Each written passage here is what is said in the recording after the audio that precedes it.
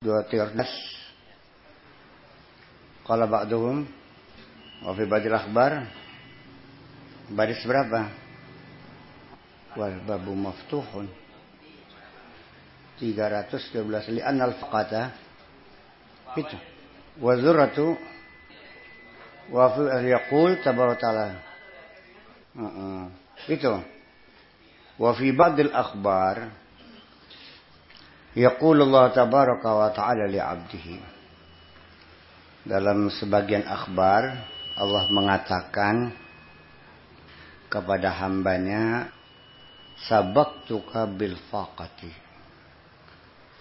kutempa kamu dengan kemiskinan, kutempa litakuna zahaban, supaya engkau jadi emas murni, ya, dibesot siraku, jadi LM, jadi logam mulia. Jadi disepuhnya itu dengan kemiskinan. Qala fit tanwir, dikatakan dalam kitab At-Tanwir, i'lam anna fil balaya wal faqat, perlu diketahui bahwa dalam ujian-ujian, cobaan-cobaan, ketika menghadapi berbagai macam kesulitan hidup, rintangan dan hambatan, wal faqah dan kekurangan, kemiskinan, kemelaratan, itu semuanya min asraril altaf, merupakan mengandung rahasia tentang kehalusan dan kasih sayang Allah. Ma la yafamuhu, yang tidak dapat dipahami, illa ulul basair, kecuali orang yang punya basirah, orang yang punya mata hati yang tajam, baru paham. Sehingga ungkapan saya dalam ceramah-ceramah untuk orang awam biasa dengan ungkapan yang sederhana tapi yang lumayan bisa dipahami. Dapat duit banyak, alhamdulillah. Dapat duit sedikit, alhamdulillah. Nggak dapat duit, alhamdulillah. Duitnya hilang, alhamdulillah. Ya kalau tidak alhamdulillah mau apa? Setelah kamu menangis, kecewa, pintu ditendang, kembali nggak yang hilang? Ya enggak kok. Hilangnya harta bisa dihitung berapa ribu, berapa juta. Tapi berapa hilangnya kalori, hilangnya potensi, hilangnya potensi jantung berdegup, betapa hilangnya kesehatan, kerugian-kerugian yang ada dalam dirimu lebih besar daripada harta yang hilang. Dan bahkan kekecewaan yang terlalu mendalam dapat mematikan. Kemarahan yang berlebih-lebihan bisa menyebabkan tensi darah menjadi tinggi. Kadar adrenalin semakin bertambah. Dan kena stroke, mampus loh. Wis dunia nentok, mati sesigar. Sudah jatuh ketiban tangga. Lebih baik ya sudah. Oke, salam Allah, mangga. Iya. Walau lam yakun illa tazallulun nafsi wa tahqiraha wa qat'aha min hududiha, lakana fi dhalika ghayatul matlubi minha. Walau lam yakun, kalaupun itu tidak, kecuali hanya kerendahan jiwa, penghinaan, dan juga hilangnya segala peluang, kesempatan yang menguntungkan diri kita. Lakana dzalika fi ghayatil matlubi minha, tentulah itu berada dalam hal itu terdapat tujuan, target daripada tuntutan kehidupan ini. Waqad qila haitsu ma waqa'tu zillatu aw zullatu waqat maha nusratu. Di mana ketika kita sedang dalam keadaan jatuh, kesulitan, disitulah kita akan mendapatkan suatu pertolongan. Tidak lain kecuali akan dengan didampingi dengan pertolongan. Jadi artinya logika hidup ini, ketika kita ini turun untuk melompat lebih tinggi. Ketika kita mundur supaya lompatan kita lebih lebih jauh. Seperti itu sebetulnya kalau kamu paham. Bahwa kenapa kalau anak-anak menghadapi ujian, imtihan, di raya-raya, di rame-rame. Kenapa kita ketika menghadapi ujian melarikan diri? Kalau begitu masih cerdas anak kita dong. Iya kan? Karena mereka tahu di balik ujian ada kenaikan kelas. Sedangkan kita tidak pernah paham bahwa di balik ujian ada kenaikan kelas. Jadi kalau kamu nggak niat naik pangkat ya udah, nggak usah ikut ujian. Ngendog aja kelas 1 aja. Jadi orang yang melarikan diri daripada ujian adalah orang yang tidak ingin naik kelas. Kita ini kelas berapa? Pertama kelas 1 alamul arwah. Kelas 2 alamul arham. Alam ruh, alam merkayangan. Yang kedua alam rahim. Yang ketiga alam dunia. Yang keempat alam kubur. Mau naik pangkat nggak? Bener. Kalau malam ini mau?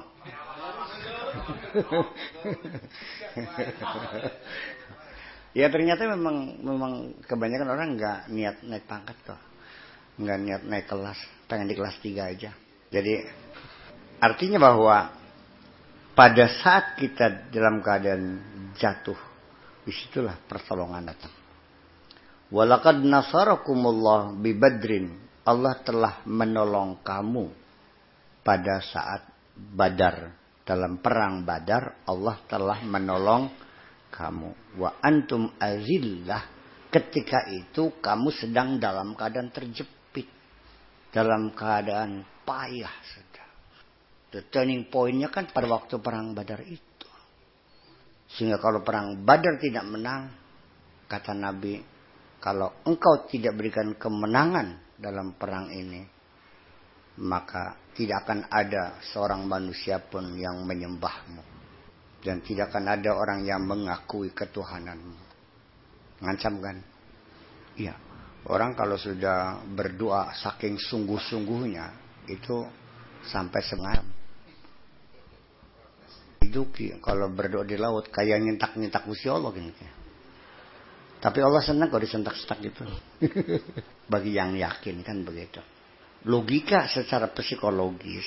Kenapa nasarakumullahu bi badrin wa antum adillah? Kenapa ketika orang dalam keadaan terhinakan, terjatuh, disitulah pertolongan datang secara impulsif.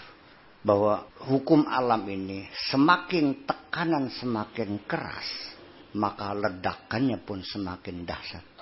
Ya artinya kita belajar dari sejarah manusia bahwa orang-orang yang tertindas itu selalu muncul di permukaan. Orang Yahudi termasuk orang tertindas dalam sejarah. Dikejar-kejar, dibunuh-bunuhin. Dan ketika orang itu semakin banyak menghadapi tantangan, semakin hidup logikanya, semakin tinggi semangatnya. Siapapun ketika di perantauan, dia akan mempunyai etos kerja di atas rata-rata penduduknya. Iya kan? Orang Cina itu mereka semangat kerja bukan main. Ya karena bukan di negerinya sendiri. Begitu pulang ke Cina ya malas juga seperti kamu. Iya kan? Jadi artinya orang yang banyak menghadapi tantangan itu lebih perkasa daripada orang-orang yang dilayani dengan kenyamanan di dunia ini. Salah satu iklim, ya secara geografis saja, udara kita nyaman, nggak ada musim salju, nggak ada musim panas, kita musim semi terus ini. Dengan tradisi-tradisi yang berlaku yang lunak, mentolerir segala hal. Orang yang malas-malasan tidur aja juga ada hak hidup di sini. Tiap hari keliling kajak saudara-saudaranya makan tuh selesai. Ya, yang nggak kerja nggak apa, gelimpang-gelimpung kayak buaya urip. Nggak perlu pakai mantel, nggak perlu pakai baju rompi, nggak usah pakai jas. Tidur pakai nggak selimut juga nggak ada masalah. Tanpa alas tikar pun nggak ada masalah. Ya kalau di Rusia bisa mati kutu, masih bisa beku. Ya kan? Karena kita tantangan alamnya begitu kecil, maka tidak membentuk semangat kerja yang tinggi. Itu bagaimanapun juga. Jadi oleh karena itu, alam tidak memberikan tantangan. Mari kita membangun tantangan dalam diri kita sendiri. Iya. Nggak mesti kamu harus jadi orang miskin. Secara realita bukan berarti harus jadi pengemis. Tetapi kita kondisikan bahwa kita selamanya dalam keadaan miskin di hadapan Allah. Itu aja kok. Ya iya kan. Ini bukan sugesti, bukan. Ini lebih dari sugesti. Tapi sudah pemikiran teologis. Kita bangun dalam diri kita sendiri. Bahwa kita selalu mengklaim bahwa kita ini kan nggak bisa apa-apa. Tidak punya kekuatan apa-apa. Tidak punya daya upaya apa-apa. La haula wala quwata. Itu yang selalu dibangun dalam pikiran kita. Iya kan? Ketika orang sudah merasa dirinya kaya, ya sudah tidak semangat kerja lagi. Nah ini mumpung orangnya ada nih, Pak Jahari. Beli Jaguar juga bisa, Pak Dewa. Ini bos plastik. Tapi kenapa tiap hari ngebeli pakai gerobak aja mobil? Iya, ya saya jadi mikir juga. Padahal mah beli Jaguar juga bisa, beli Rolls Royce juga bisa. Bukan 1, 3 juga bisa. Tapi kenapa dia dengan memilih itu? Ya mungkin itu juga salah satu pola hidup dia. Dia menciptakan tantangan dalam dirinya. Ya, maka etos kerjanya semua orang juga tahu. Kerja siang malam dan stop itu semuanya. Dan tidak pernah merasa lelah.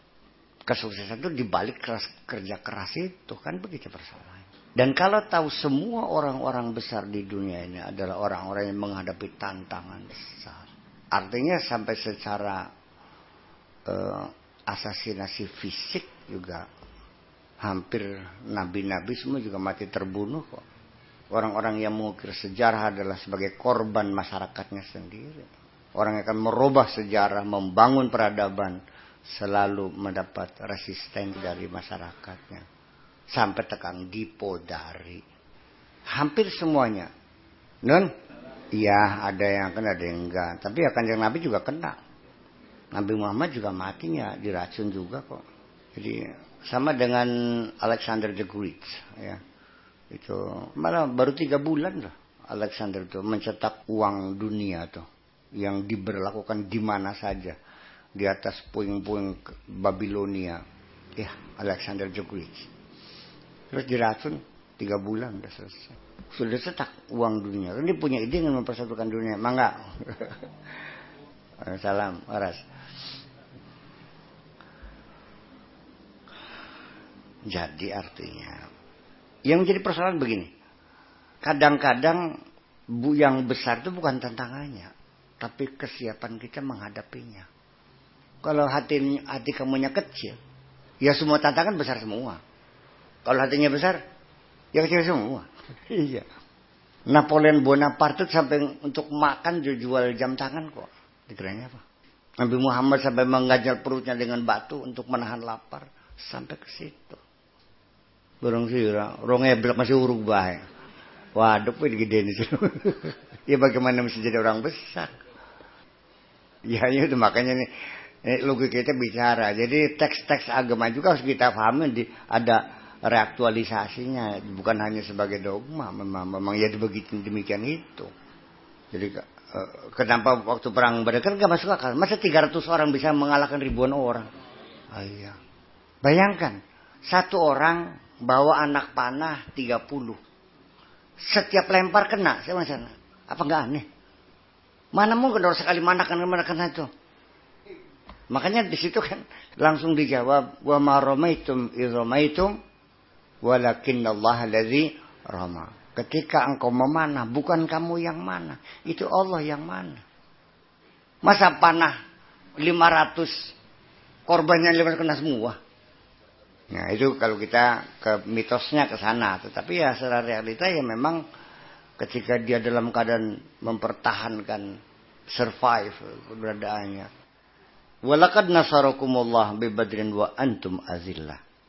Fa in aradda ayyuhal faqir bastal mawahibi wa wurudaha alaika. Kalau kamu ingin mempunyai keistimewaan dan mendapat anugerah dari Allah, mendapat sifat kekhususan. Kalau kamu kepengen sakti, kalau kamu kepengen dikjaya, kalau kamu kepengen hebat lah, maknanya begitu artinya. Fasahihil faqra wal faqata ladai. Maka benarkanlah, luruskanlah, ya kan? Tasihkanlah kefakiranmu, kemiskinanmu yang ada pada dirimu. Artinya bahwa al-faqru itu al-fakir. Sementara ini kan kita kan melihat kefakiran itu kan seperti apa ya? Sesuatu yang negatif, sesuatu yang terhinakan, yang masalah sampai bosen urip melarat ya. Iya kan? Sudah jenuh hidup miskin begini. Saya kan bilang berulang-ulang, kesengsaraanmu itu bukan karena kemiskinanmu, tetapi dari kembali kepada kamu tidak menerima jadi orang miskin. Kok sengsara sih? Ya habis saya gimana sih? Nggak punya apa-apa. Kesengsaraanmu itu bukan karena kemiskinanmu, tapi kesengsaraanmu itu karena kamu tidak terima jadi orang miskin. Jadi kalau miskin tidak terima, kaya pun tidak terima. Apa dikiranya setelah kaya dia bisa tidur nyenyak? Tidak juga. Malah waktu miskin bisa tidur, setelah kaya malah nggak bisa tidur. Waktu miskin mikirin besok makan apa, setelah kaya mikirin hartanya, nggak bisa tidur juga, padahal sama. Waktu miskin kerja dia 8 jam, setelah dia kaya kerja dia 20 jam. Iya kan? Jadi jangan diartikan bahwa kemiskinan adalah satu penyebab kesengsaraan. Kesengsaraan itu adalah persoalan rasa. Ketika engkau menyadari bahwa tidak ada jalan lain kecuali pasrah terima kepada ketentuan Allah, ya udah jalanilah dengan jiwa besar. Ya sudah. Ya wis bokat kudune mengkonon, sekalipun di bawah jembatan, sekalipun di atas tikar bodol, sekalipun bantalnya gurungan koran, sekalipun masaknya dengan kaleng bekas Indomilk, sekalipun kodeknya darak nyemplak pagarnya orang, sekalipun bahan bakarnya sendal bodol, sekalipun makannya hanya dengan garam, ternyata 2 eblek masih nambah. Setelah selesai makan dengan perut yang buncit itu, gosok-gosokan punggung sama suami di sungai. Begitu malam datang, tidur berpelukan dengan mesra, kayak ular keket. Ini kan tapi kurang nggak nikulan mana? Anak penyeledeng bak teh. Iya, mangga.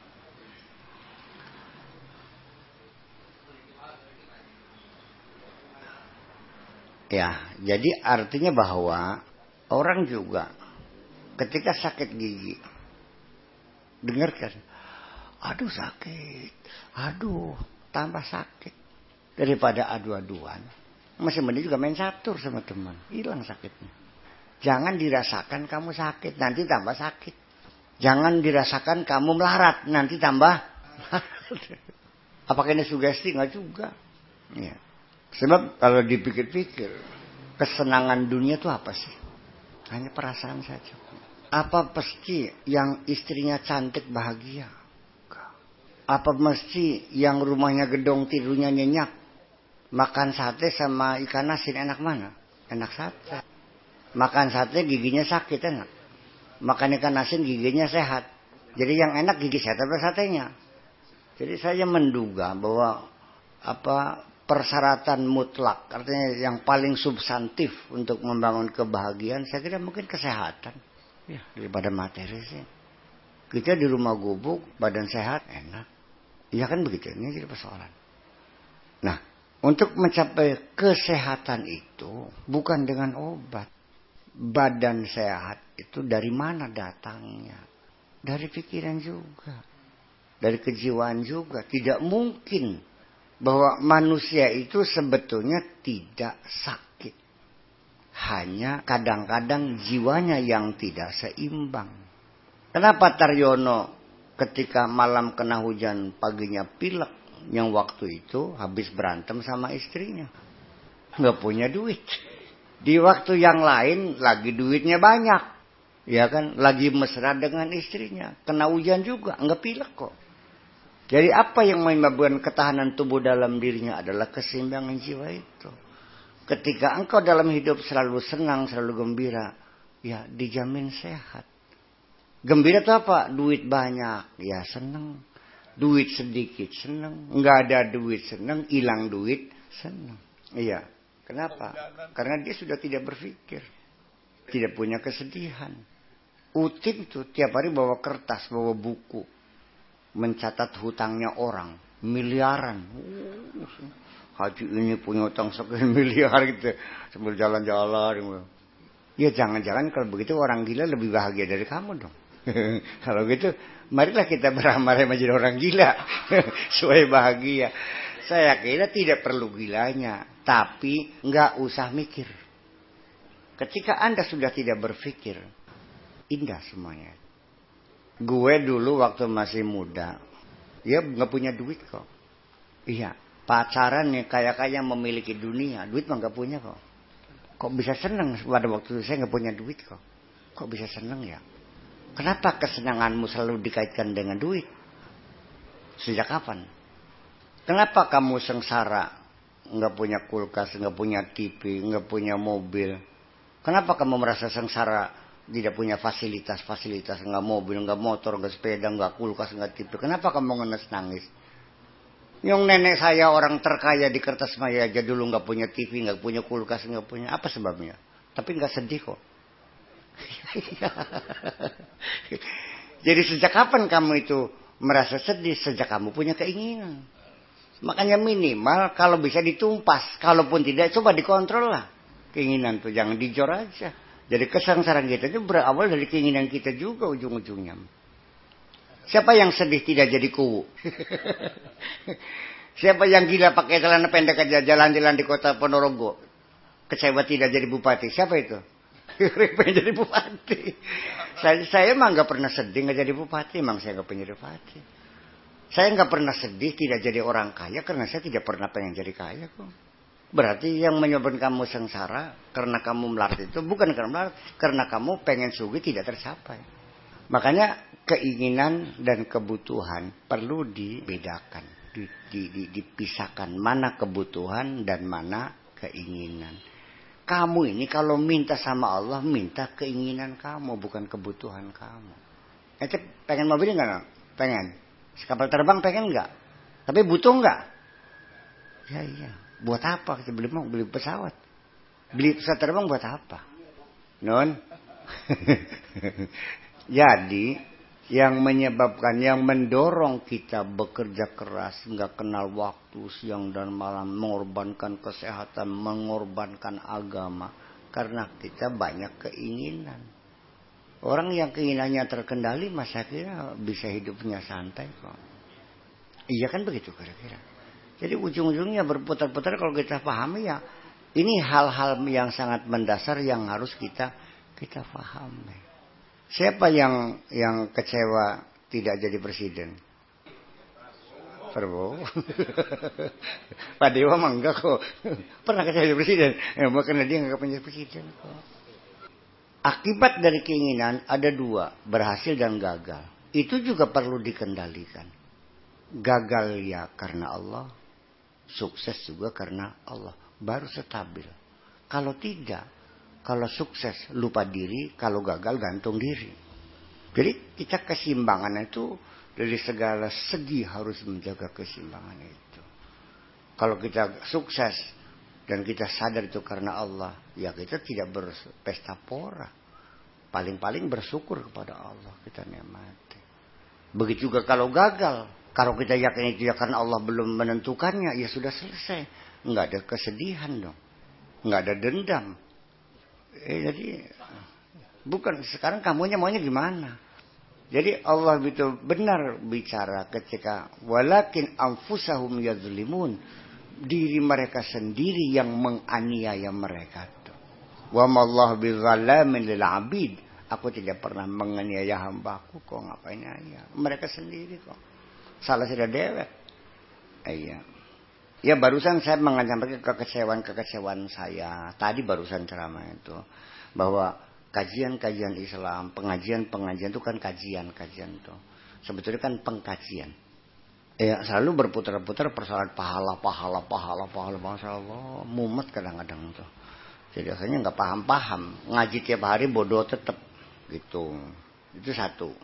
Makanya kalau sudah engkau betul memposisikan kefakiranmu, ya, memposisikan tepat pada tempatnya, pada proporsi yang sebenarnya. Fa innaha taridu 'alaika kasahab. Maka kehebatan-kehebatan akan muncul, datang seperti awan. Yang mungkin ya sering bisa kita analisa sebagai kebetulan itu. Sebetulnya kebetulan kok. Orang kaya juga kebetulan. Orang jadi pejabat juga kebetulan. Masa kebetulan berulang-ulang? Betulangnya berat sekali. Berarti kan rencana juga ujung-ujungnya mah. Iya. Iya. Waqad qultu fi hadza qasidatan sayati dzikruha qariban insyaallah. Sudah saya katakan dalam hal ini satu qasidah yang nanti akan kita jelaskan berikut ini insyaallah dekat gitu. Wa in turidan bastal mawahibi ajilan fa fil faqati rihul mawahibi yunsharu. Ketika engkau ingin mendapatkan keistimewaan segera, maka dalam kefakiran, dalam kepapaan itulah akan datang terbentang angin kehebatan, rihul mawahibi akan datang dengan sendirinya. Jadi sampai kepada kehebatan-kehebatan pemikiran pun, inspirasi-inspirasi yang muncul dalam pikiran kita, apakah itu rumusan, apakah itu proposal, apakah gagasan dan sebagainya, itu dalam pemikiran yang jernih dan sangat mendalam. Dan biasanya adalah datang ketika kita mencapai tingkat kecerdasan spiritual tertentu. Yang biasanya mereka orang-orang besar yang pemikiran-pemikiran yang sifatnya mendunia dan membangun peradaban itu selalu adalah mereka yang keluar dari tempat-tempat pertapaan. Nggak mungkin orang besar keluar dari diskotek dong. Semua di pertapaan semua. Sekalipun sayang umat Islam sekarang tidak paham bahwa bertapa juga sebagai sunnah Rasul. Nabi kamu bertapa di Gua Hiro kok. Kenapa ada saya bertapa kau mempertanyakan apa? Ada apa? Ajaran apa? Tapi begitu kawin lagi bilangnya sunnah Rasul. Aneh kan? Iya. Ya artinya kan punten mah. Bakal kawin mah kawin. Tapi aja gawa-gawa daging. Aja ngomong sunnah Rasul. Los apa-apa. Iya, jelas. Aja wara-wara kau sepenang. Musuh Rasul dengan bangga seperti aku sedang menteladani. Di mana menteladaninya? Ya, menteladaninya Rasul itu bukan di bidang itu. Itu min khususiyat. Ya, min khususiyat Rasul yang tidak boleh ditiru oleh siapapun. Karena apa? Karena perkawinan Rasul adalah perkawinan politis. Perkawinan politis. Jadi suku kabilah yang memberikan perlawanan itu dikawin. Akhirnya kan dari sedulur, dari besan, dari mertua. Sudah selesai kan. Kawin kan begitu. Ya gitu. Karena apa? Karena zaman dahulu ikatan darah, ikatan persaudaraan itu sangat menentukan. Bukan ikatan ideologi zaman dulu, ikatan keluarga. Beda ya tatanan sosial dulu dengan sekarang tuh. Kalau sekarang mah dengan saudara bisa-bisa. Kita dengan orang yang satu ideologi, yang satu pemikiran. Nggak ada urusan dengan saudara mah. Kita dengan saudara mah masih mending kalah duit lah. Iya, bahwa saudara tidak mesti dilibatkan dalam satu perjuangan. Kalau itu sekarang mah sudah tidak terikat dengan keluarga. Itu persoalannya. Wal muradu bil mawahib. Yang disebut dengan mawahib, kehebatan-kehebatan itu ma'arif, ya. Pengetahuan, intelektualitas, keilmuan, wa kusyufat, ya, artinya transparan dan transandental, wa tuma'ninah, dan juga kedamaian, pencerahan dalam diri kita, wa hikamin, dan juga kebijakan-kebijakan hikmah, wa ulum wa asrar, ya, menguasai berbagai macam disiplin ilmu, wa asrar, dan sampai hal-hal yang menyangkut kerahasiaan. Taridu 'alal qulub min khazainil ghuyub. Masuk ke dalam hati kita ini dari khazinatul ghuyub, dari gudangnya maha kegaiban seperti air bah. Ya, kalau kita seorang penyair ya muncullah intuisi-intuisi ya, membuat syair-syair yang hebat, yang abadi. Kalau kita sebagai penyanyi bisa mengarang lagu-lagu yang abadi. Kalau kita seorang bisnis mendapatkan peluang-peluang untuk membangun satu jaringan kerja. Ya kan begitu. Kalau misalnya kita berjuang satu ideologi, kita mendapatkan banyak pendukung-pendukung dari tokoh-tokoh masyarakat besar. Ya begitu dong. Itu sebenarnya kebetulan semuanya. Kalau tidak, ketemu lagi sama penipu, ketemu lagi sama pembohong, ketemu lagi tukang gemblong, belum bayar berutangnya. Iya kan? Bodoh maning, pagat gini barang. Akhirnya ya dasar nasib melarat. Ya kan begitu. Jadi bahwa kecerdasan spiritual, kecerdasan emosional, dan kecerdasan intelektual itu hal yang berbeda, wilayah yang berbeda, ya, dan punya potensi yang jauh sangat berbeda. Sama seperti S1, S2 dan S3. Kalau sudah S3 ya sudah jelas, karena dia sudah melampaui S1 dan S2. Nah itu. Jadi nanti kecerdasan spiritual itu tidak mesti orang yang menguasai ilmu agama, tidak. Otaknya berilmu agama, hatinya belum beragama. Ya tetap saja tidak mempunyai kecerdasan spiritual. Ya artinya gini, orang yang mengklaim dirinya bekerja untuk Allah sebagai mubalik, sebagai dai, kalau diundang minta bayaran, minta tarif. Ketika diminta nggak usah minta tarif, dia bingung. Udah nanti gue makannya gimana? Itu kan berarti nggak cerdas. Selama ini nggak sadar bahwa Allah itu selalu membayar siapapun yang bekerja untuknya. Nggak mungkin dong. Tidak cara manusia aja nggak mungkin. Masa orang kerja untuk saya nggak dibayar? Masa Bang Tariana masang bata beli dibayar? Masa Bang Teman pasang keramik beli dibayar? Ini sudah mah. Jadi Pak Agus Allah medit kan? Iya tiada. Otaknya cerdas, hatinya nggak cerdas. Iya, instan. Berpikir instan. Lah iya. Jadi hala sofaiha wa tasfiyatiha minal ghairiyah, yaitu dalam kondisi kapan kita menjadi cerdas, menjadi hebat, jiwa kita tenang, pencerahan, transparan, transandental, wawasan pengetahuan yang luas. Jadi orang-orang sufi, orang-orang yang ini pasti nggak mungkin orangnya bodoh dong. Masa waliullah bodoh? Nggak mungkin dong. Masa waliullah goblok sudah mana kok dipaham-paham bah. Ya wali ya cerdas. Ya kalau yang nggak mandi-mandi, pakai baju tepang camping, yang nggak pernah potong kuku, ya itu mah bukan wali, itu masih proses itu mah. Proses, entah nyampe entah enggak. Paham enggak? Itu dalam proses pembunuhan diri. Iya, untuk usaha untuk mencapai tingkat fana, menghabisi nafsunya, itu dengan cara seperti itu. Itu salah satu metode saja, tapi saya kan tidak menggunakan semacam itu. Ngapain? Saya lebih memilih jalan melalui pemahaman. Makanya saya buka diskusi. Ayo sampai pagi juga nggak ada masalah kalau belum puas. Silakan berdiskusi. Daripada saya nyuruh kami pakai baju tembang camping supaya orang gila, ngapain? Kita punya metode yang lebih canggih lagi kok. Betul bikin mah. Iya.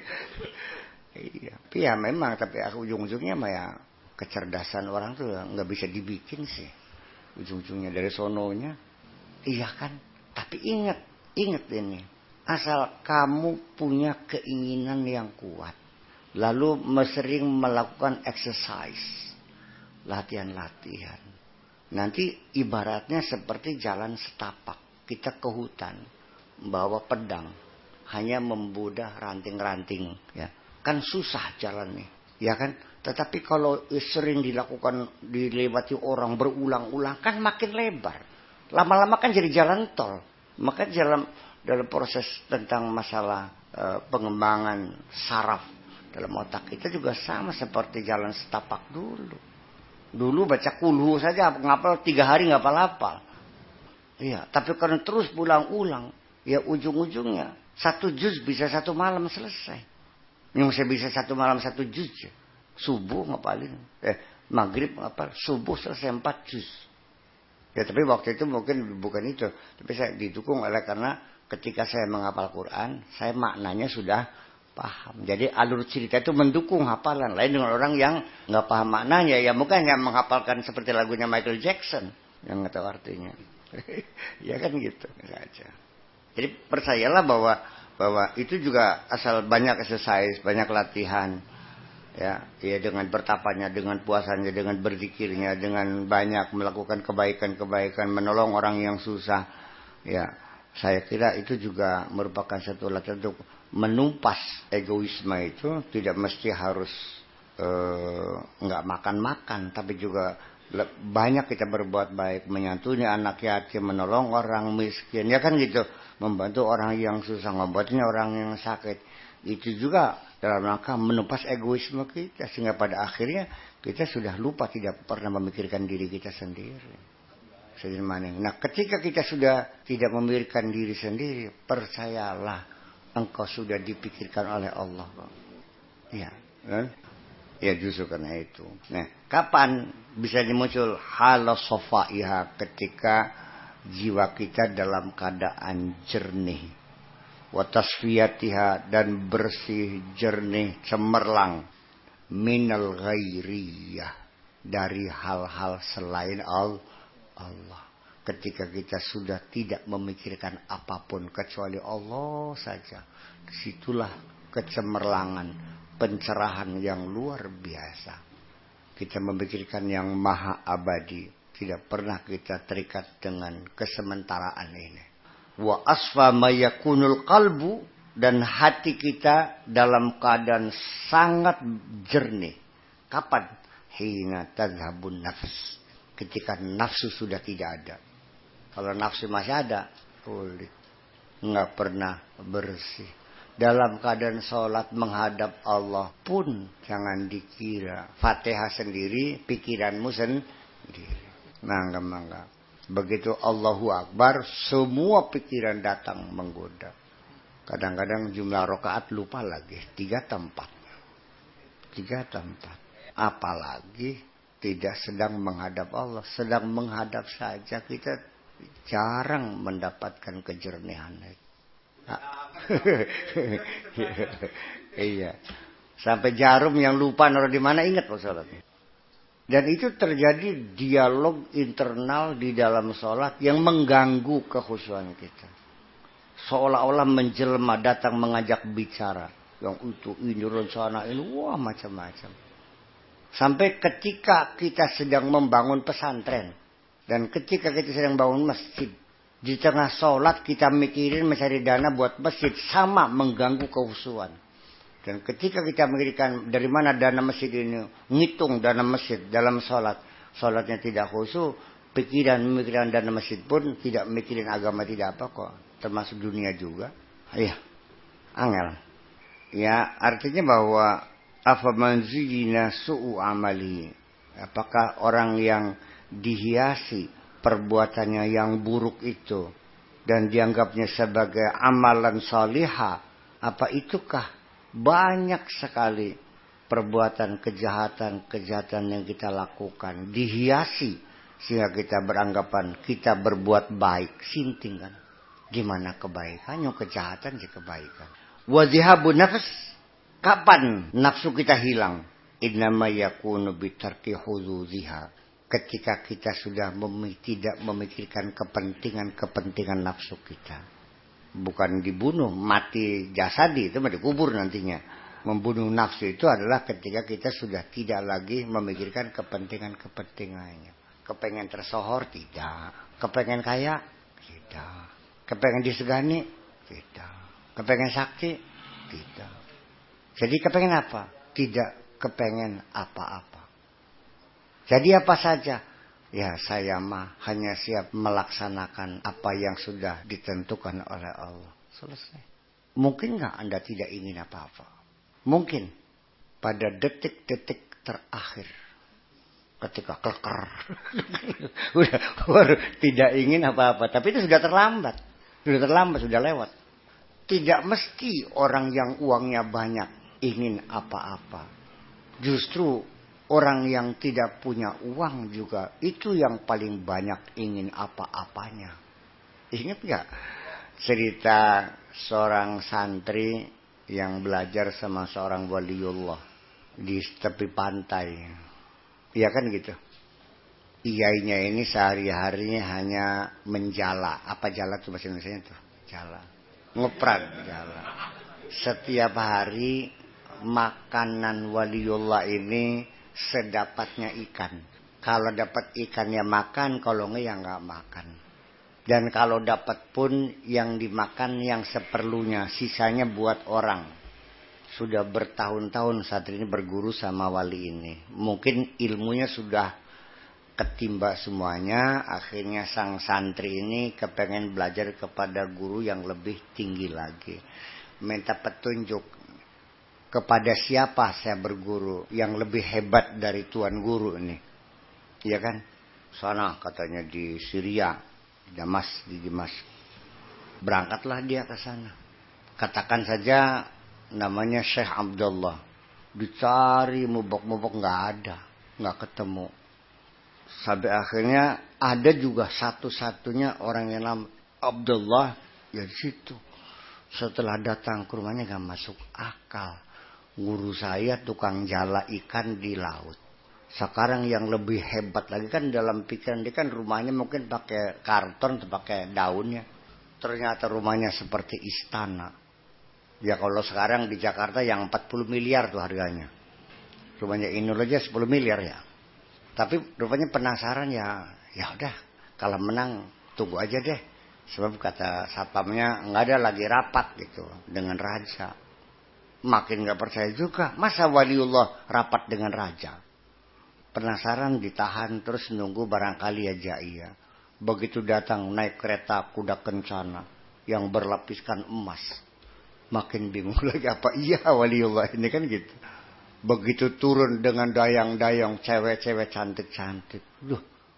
Begitu masuk ke rumah, fasilitas rumah yang begitu mewah. Interior decorationnya yang pada zamannya belum ada. Mana nggak masuk akal. Apa iya waliullah begini nih? Akhirnya sebelum dia bercerita juga langsung. Iya deh selamat datang. Ya, kamu dari guru ini kan? Dari Baghdad. Oh iya kok bisa tahu? Iya. Saya pengen mau berguru. Sorry saya sedang sibuk dan banyak kesibukan jadi saya tidak bisa membimbing kamu. Ya udah pulang aja. Pesan sama guru kamu, otak jangan mikirin dunia saja. Mau aja.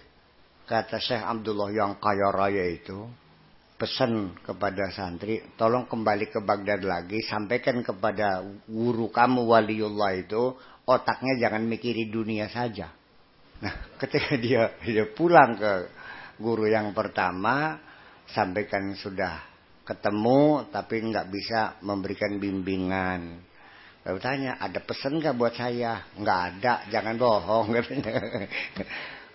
Ada pesan nggak ada.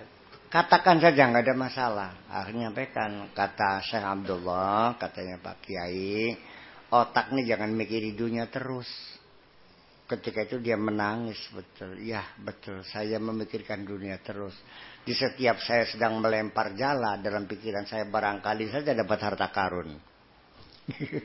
Nyangkut di emas barangkali. Subhanallah. Iya, jadi justru ini artinya bahwa tidak mesti bahwa orang kaya memikirkan dunia. Tidak mesti orang miskin itu zuhud. Malah justru orang miskin lebih serakah daripada orang kaya. Orang miskin memikiri dunia siang dan malam. Malah orang yang kaya enggak pernah mikirin dunia. Malah dunia yang dimilikinya tidak pernah mengikat dirinya kok. Tidak pernah menjadi bangga. Ya udah. Nah saya kira jadi penguasaan diri kita terhadap dunia itu seperti itu. Jangan mau diperbudak oleh dunia. Ujung-ujungnya. Yang manakah dunia yang berkaitan dengan nafsu? Kalau tidak ada kaitannya dengan nafsu, baru itu yang benar. Kalau kita periksa semua kegiatan kita, bohong kalau tidak berkaitan dengan nafsu.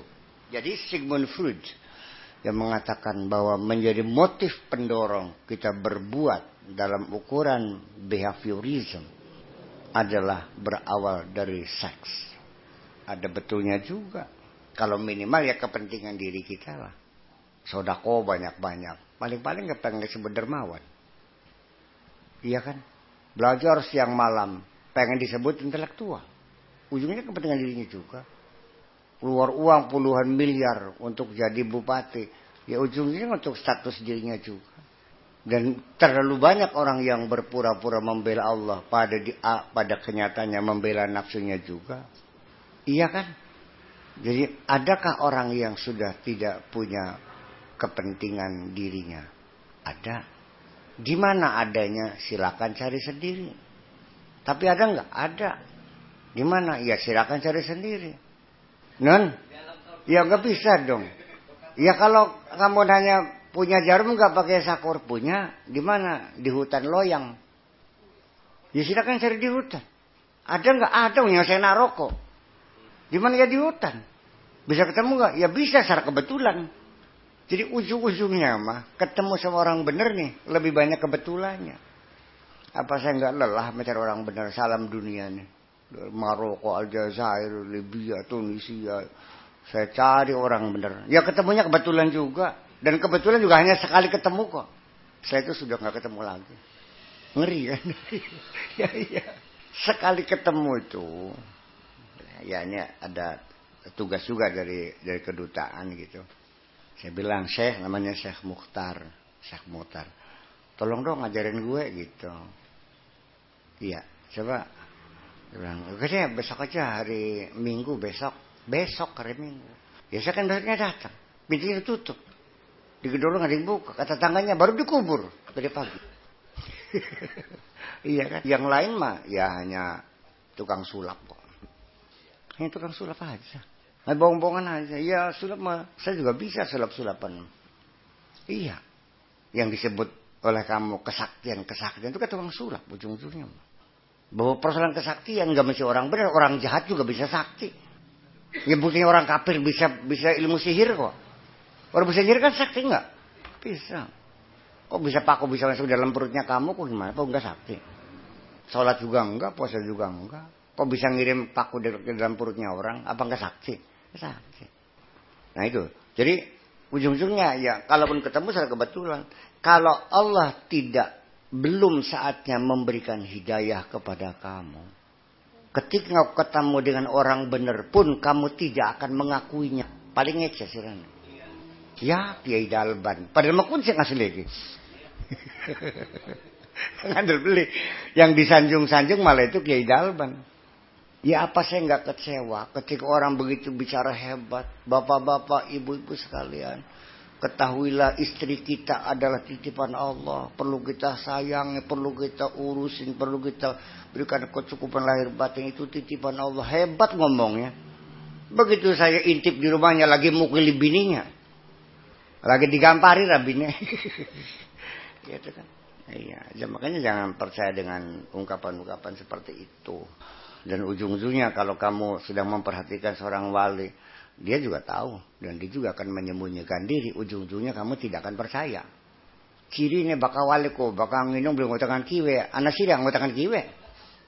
Kalau wali itu nggak pernah kencing berdiri. Ketika ada kamu sengaja kencingnya berdiri supaya kamu jangan percaya. Sebab status mereka itu adalah tersembunyi dan disembunyikan. Jadi bukan konsumsi publik ini bukan. Para kekasih itu adalah orang-orang yang tersembunyi. Apalagi itu, saya punya pacar juga nggak ada orang tahu kok. Saya sembunyikan. Tapi kalau kamu punya pacar dibawa jalan-jalan ya, semua orang biar tahu semua ya enggak dong. Ketika kamu membawa pacar kamu jalan-jalan itu bukan lagi menunjukkan cinta kepada pacar kamu, tapi menunjukkan kebanggaan dirimu sendiri. Bahwa gue punya pacar cantik, iya kan? Ini tidak bisa disembunyikan. Iya. Ini sebetulnya kita ini seringkali membohongi diri kita sendiri. Tapi kita tidak tahu bahwa kita membohongi diri sendiri. Jadi ini rangkaiannya kapan kita menjadi hebat, kan gitu. Ketika jiwa kita dalam keadaan jernih, ya kan gitu. Kapan kita dalam keadaan jernih? Ketika nafsu kita sudah tidak ada. Kapan nafsu kita tidak ada? Ketika kita sudah tidak memikirkannya. Itu kan begitu rangkaiannya. Wala yatahaqqaqu dzalika fil ghalib illa fi halil faqri wal faqah. Dan tidak akan bisa merealisasikan kondisi ketiadaan nafsu kecuali kamu dalam keadaan fakir dan miskin. Ujung situ. Yaitu ketika kamu sudah tidak merasa punya apa-apa dan sudah tidak bisa berbuat apa-apa. Akhirnya kuncinya ya la haula wala quwata illa billahil aliyil azim. Bisa saja orang kaya dalam dirinya ya saya tidak punya kemampuan semacam itu ya. Saya ini orang yang lemah, masih selalu bergantung pada Allah. Bisa saja orang kaya meyakini seperti itu. Dan bisa saja orang miskin mengatakan ya kecil itu sih. Bisa terjadi. Paham beli? Orang sihir beli gak apa-apa. Ngomong kecil apa? Ujung-ujungnya seperti itu. Kita nggak tahu diri. Jadi kita membohongi diri kita sendiri seperti itu. Walidzalika kanu yafrahuna bil faqri wa yahzanuna minal ghina. Oleh karena itulah mereka itu dalam keadaan fakir mereka senang. Begitu kaya ngenes jadinya. Ya itu juga banyak perlu latihan ya. Minimal kita nggak usah senang dalam keadaan miskin. Padu asal kamu tidak merasa miskin saja. Dan tidak menderita dalam keadaan miskin saja.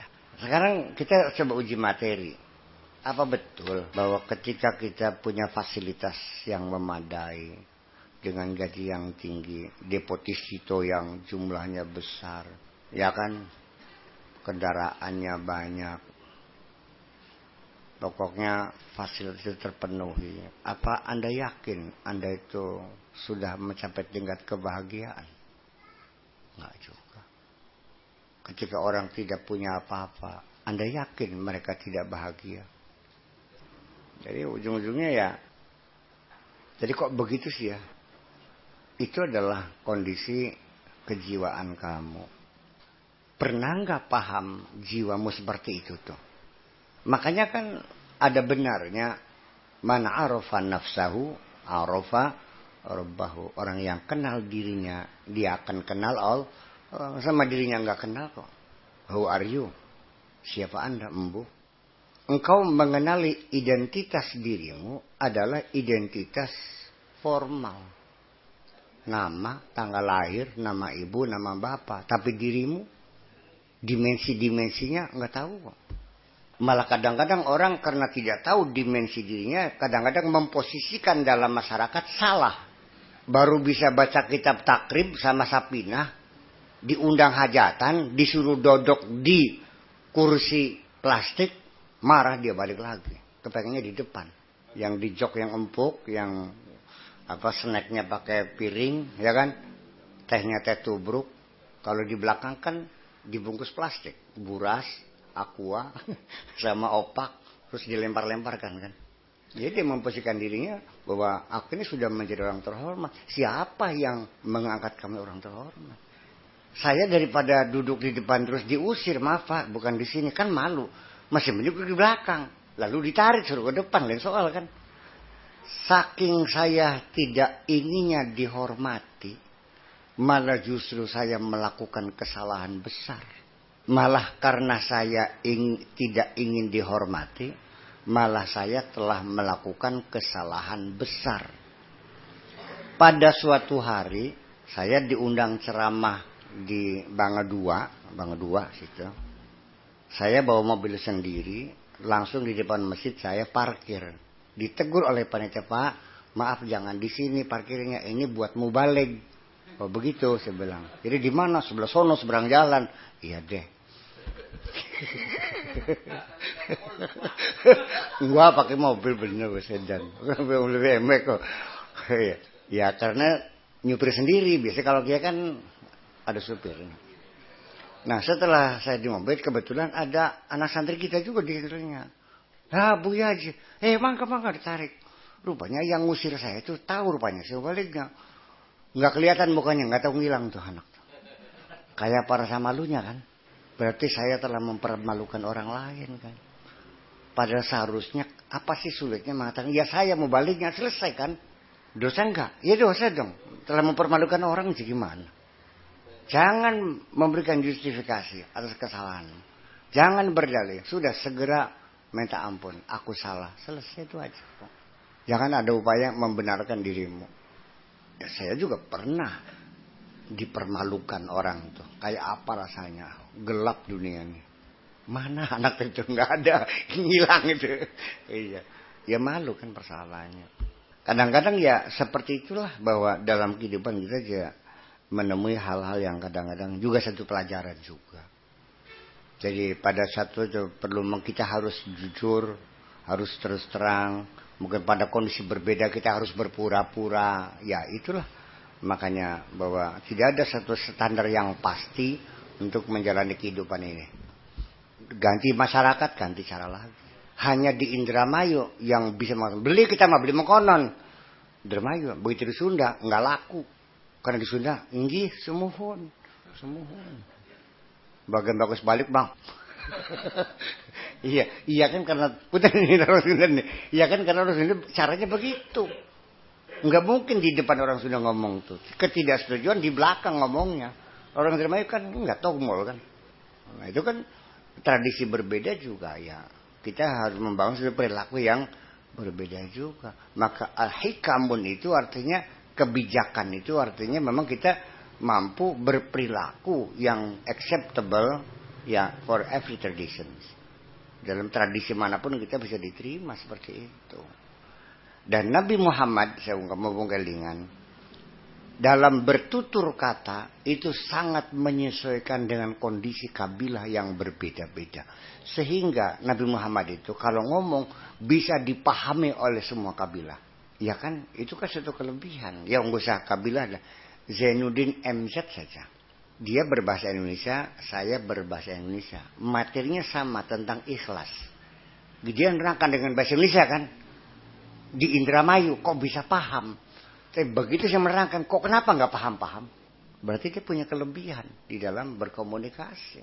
Dalam hal ini saya ngaku kalah aja lah. Ya, dia lebih pintar berkomunikasi. Iya, dengan bahasa sederhana, meluncur bahasanya. Nggak kelihatan dia mikir kalau pidato itu seperti air bah gitu. Itu kehebatan dia. Sebetulnya saya berharap dia akan menjadi orang besar di negeri ini. Kalau dia tidak terjun di politik. Itulah. Jadi anak apa sekabek ini barangnya. Dan teman kita di Bandung juga sama kan. Iya, terjungkal, kita terjebak gitu. Makanya kalau tanpa pertolongan Allah, kita paling mudah terjebak. Ranjau ini terlalu banyak gitunya. Makanya orang yang bertakwa itu adalah orang yang berhati-hati.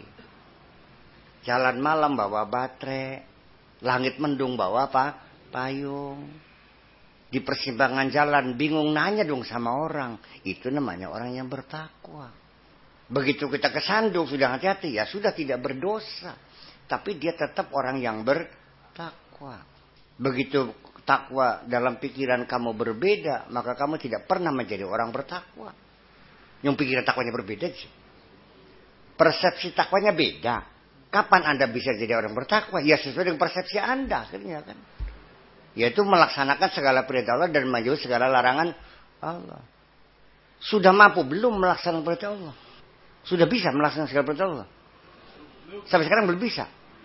Menjauhi segala larangan Allah pernah? Ya kalau begitu Anda belum pernah menjadi orang bertakwa. Nah ini jadi ujung-ujungnya ya belajar disiplin ilmu saja. Tolong, terminologi adalah satu hal yang penting. Ketika Anda tidak paham secara definitif apa makna setiap kata, maka Anda tidak akan paham. Nggak usah bicara tentang demokrasi kalau Anda tidak paham maknanya demokrasi. Nggak usah Anda bilang saya memilih sebagai oposisi. Bicara oposisi kalau tidak paham apa itu oposisi. Di Indonesia oposisi adalah lawan. Dalam dunia politik oposisi adalah partner. Yang mengawas, yang mengontrol. Kan untuk membangun bangsa. Supaya penguasa tidak salah. Kan untuk bangsa. Itu kan berarti partner. Tapi Indonesia kan dianggapnya musuh. Dihabisin kan. Iya. Maka ketika persepsinya salah. Konsepsinya salah. Aplikasinya kacau. Ujung-ujungnya kan begitu. Seperti itu. Jadi ya. Makanya kita mesti bagaimanapun. Mesti yang dibangun bangsa ini pemikiran dulu. Kalau pemikirannya belum terbangun. Kemakmuran apapun Kalaupun tiba-tiba diberi kekayaan berlimpah ruah, maka kekayaan ini tidak akan membahagiakan kamu, tapi akan menyengsarakan kamu juga. Ning Indramayu ke ake wong sugih sang sawah ratusan hektar. Di Indramayu banyak orang kaya yang sawahnya ratusan hektar. Tapi dia tidak pernah merasa jadi orang kaya dan tidak pernah menikmati kekayaannya. Setiap hari makannya pakai ikan asin terus. Sendalnya pun sendal jepit, yang satu merah, yang satu hijau. Uangnya disimpan di bawah kasur. Keponakan-keponakan anak cucunya nggak ada yang sekolah. Dia hanya merasa bahagia menghitung uang. Kebahagiaan senangnya hanya menghitung uang. Harta banyak tapi tidak bisa dimanfaatkan. Karena pemikiran belum dibangun. Libya dulu waktu masih bodoh, harta berlimpah ruah. Rakyat dibangunkan rumah gratis. 4 tingkat, 5 tingkat. Satu ketika saya ini kepala saya kebasan oleh air yang menetes dari atas. Ternyata Pak, kencingnya kambing. Jadi kambing itu dibawa ke tingkat 5 di sana. Dikasih mobil Isuzu ya gratis, kasih rumah gratis, kasih sawah gratis, dan hasil gandumnya dibeli pemerintah dengan harga mahal. Tapi mereka tidak dipakai untuk bertani kok, buat jalan-jalan aja mobilnya. Dulu sekarang masih sudah cerdas Mas Libya itu. Waktu saya saja itu 2 juta penduduk, 1.000 orang mahasiswa Libya di Amerika yang kuliah di jurusan fisika. 2 juta pada tahun itu, 1.000 orang di Amerika yang jurusan fisika kuliah. Bayangkan setiap tahun, ya sekarang udah pintar-pintar sekarang. Ya sekarang udah Amerika dengan mereka sudah baik lagi, dengan Inggris baik lagi. Udah bersahabat mereka. Iya, itu. Tapi kan bener, harta itu oleh Gaddafi dipakai untuk mendidik bangsanya dulu. Sedangkan kita pendidikan enggak sampai 20%. Kalau pengen cerdas ya pendidikan gratis dari SD sampai perguruan tinggi. Perguruan swasta silahkan, jangan minta bayaran, dibayar oleh pemerintah. Dan perguruan tinggi ini seharusnya jangan masuk departemen pendidikan, tapi departemen pendidikan tinggi dan riset. Karena riset itu di perguruan tinggi, dia harus punya gedung sendiri. Tolong disampaikan nanti ya. Ini dosen LAN nih. Stan. Iya, dosen STAN disampaikan ada ide begitu. Atau kalau perlu ya semua yang ada Universitas Indonesia di Cirebon. Universitas Indonesia di Indramayu, semuanya Universitas Indonesia. Enak mengendalikannya, satu standar. Jadi nggak ada unsur agati, nggak ada unsur, sudah Indonesia. Ya barangkali di Majalengka Universitas Pertanian, Fakultas Pertanian, Fakultas Indonesia, Universitas Indonesia, selesai. Universitas Indramayu, Lautan, Universitas Manajemen di Bandung. Selesai, satu standar. Saya punya menteri satu. Dan disitulah lembaga-lembaga riset itu dilakukan oleh akademisi di universitas. Baru efisien. So, perguruan tinggi itu sudah bukan pendidikan lagi. Ayo kita bukannya berdebat. Perguruan tinggi itu bukan pendidikan, sudah. Itu sudah riset urusannya. Ya ini mah sekedar ide. Dipakai silakan gak udah. Enggak masalah. Kalau masih presiden.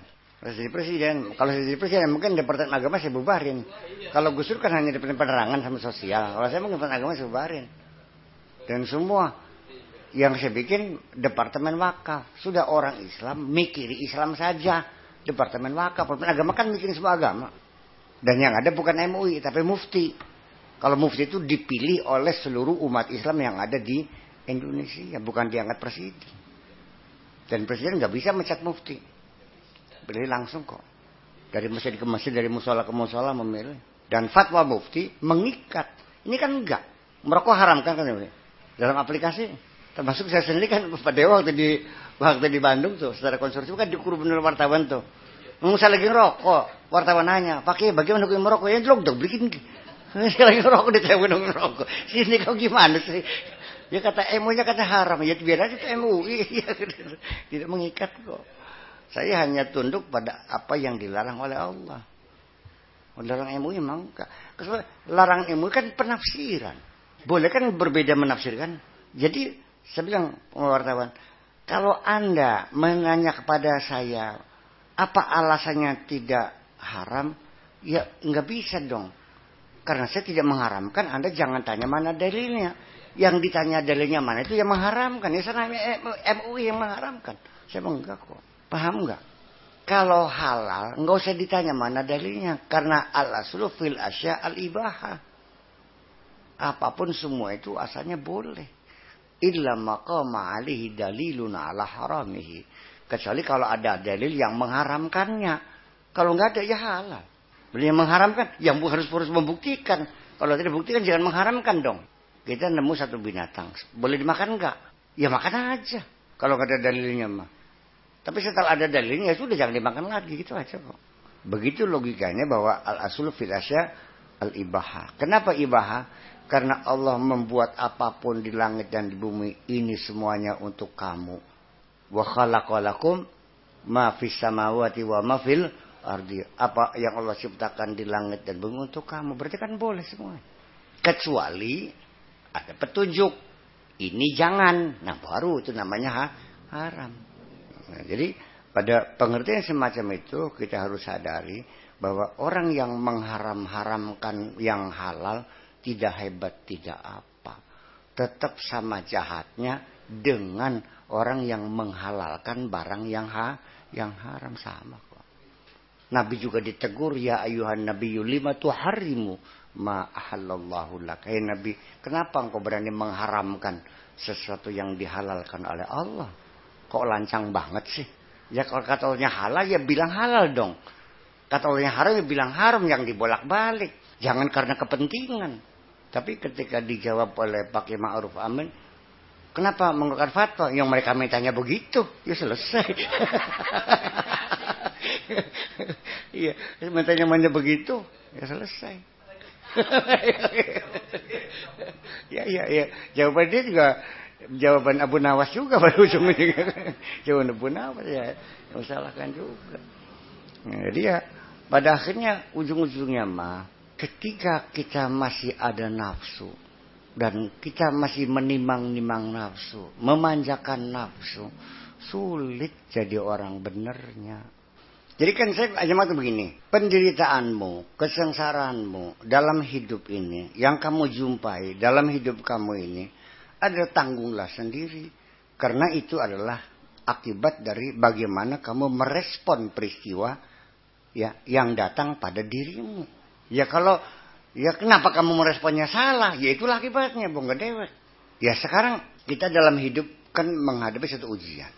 Anak yang cerdas kan berpikir bagaimana menjawabnya. Itu kan berawal dari memahami pertanyaan ini maksudnya apa. Ya kalau anak itu nggak mengerti pertanyaan bagaimana bisa menjawab? Biar dia anak cerdas. Tapi maksud pertanyaan nggak jelas, apa nggak ngaco jawabannya? Ketika Anda ingin jadi orang sakti, nafsu juga. Ya bisa saja ketika orang itu ingin sakti. Tapi saya yakin para nabi, para rasul nggak pernah ingin sakti kok. Nggak diakal-akalin pengen sakti, enggak. Bukan seperti kamu pengen sakti. ya seadanya saja gitu. Iya, Nabi Musa ya dalam keadaan terpepet, sudah dikejar, dikepung Firaun dan tidak ada jalan keluar melarikan diri di depan lautan. Ketika itulah diberikan kesaktian bisa membelah lautan. Bukan sengaja dia pengen bisa membelah lautan.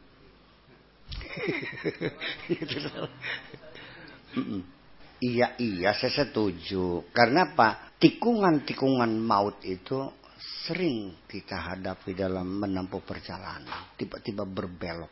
Nah itu kita waspadai. Makanya nyetirnya pelan-pelan, remnya yang pakem. Karena kadang-kadang di tengah perjalanan banyak orang lalu terjungkal kan gitu. Memang iya, dan memang nanti kiatnya iblis sendiri ketika akan menyelewengkan kita itu tidak diajak ke maksiat, enggak, hanya disentuh dikit aja. Asal titik tolaknya bergeser dikit aja, ujungnya setelah ditarik dalam berkepanjangan sekian kilometer kan jauh nyimpangnya. Kita menghadap kiblat salat, bergeser 1/1000 mili, mungkin nggak ada artinya kan, tapi setelah 1000 kilometer kelihatan nggak renggangnya. Iya.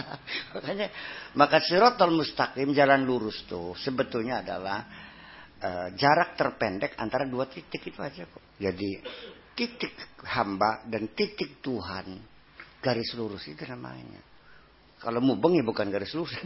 Garis lurusnya adalah pertemuan dari dua titik dalam jangka yang paling pendek. Betul Pak Bambang gitu. Lagi ya.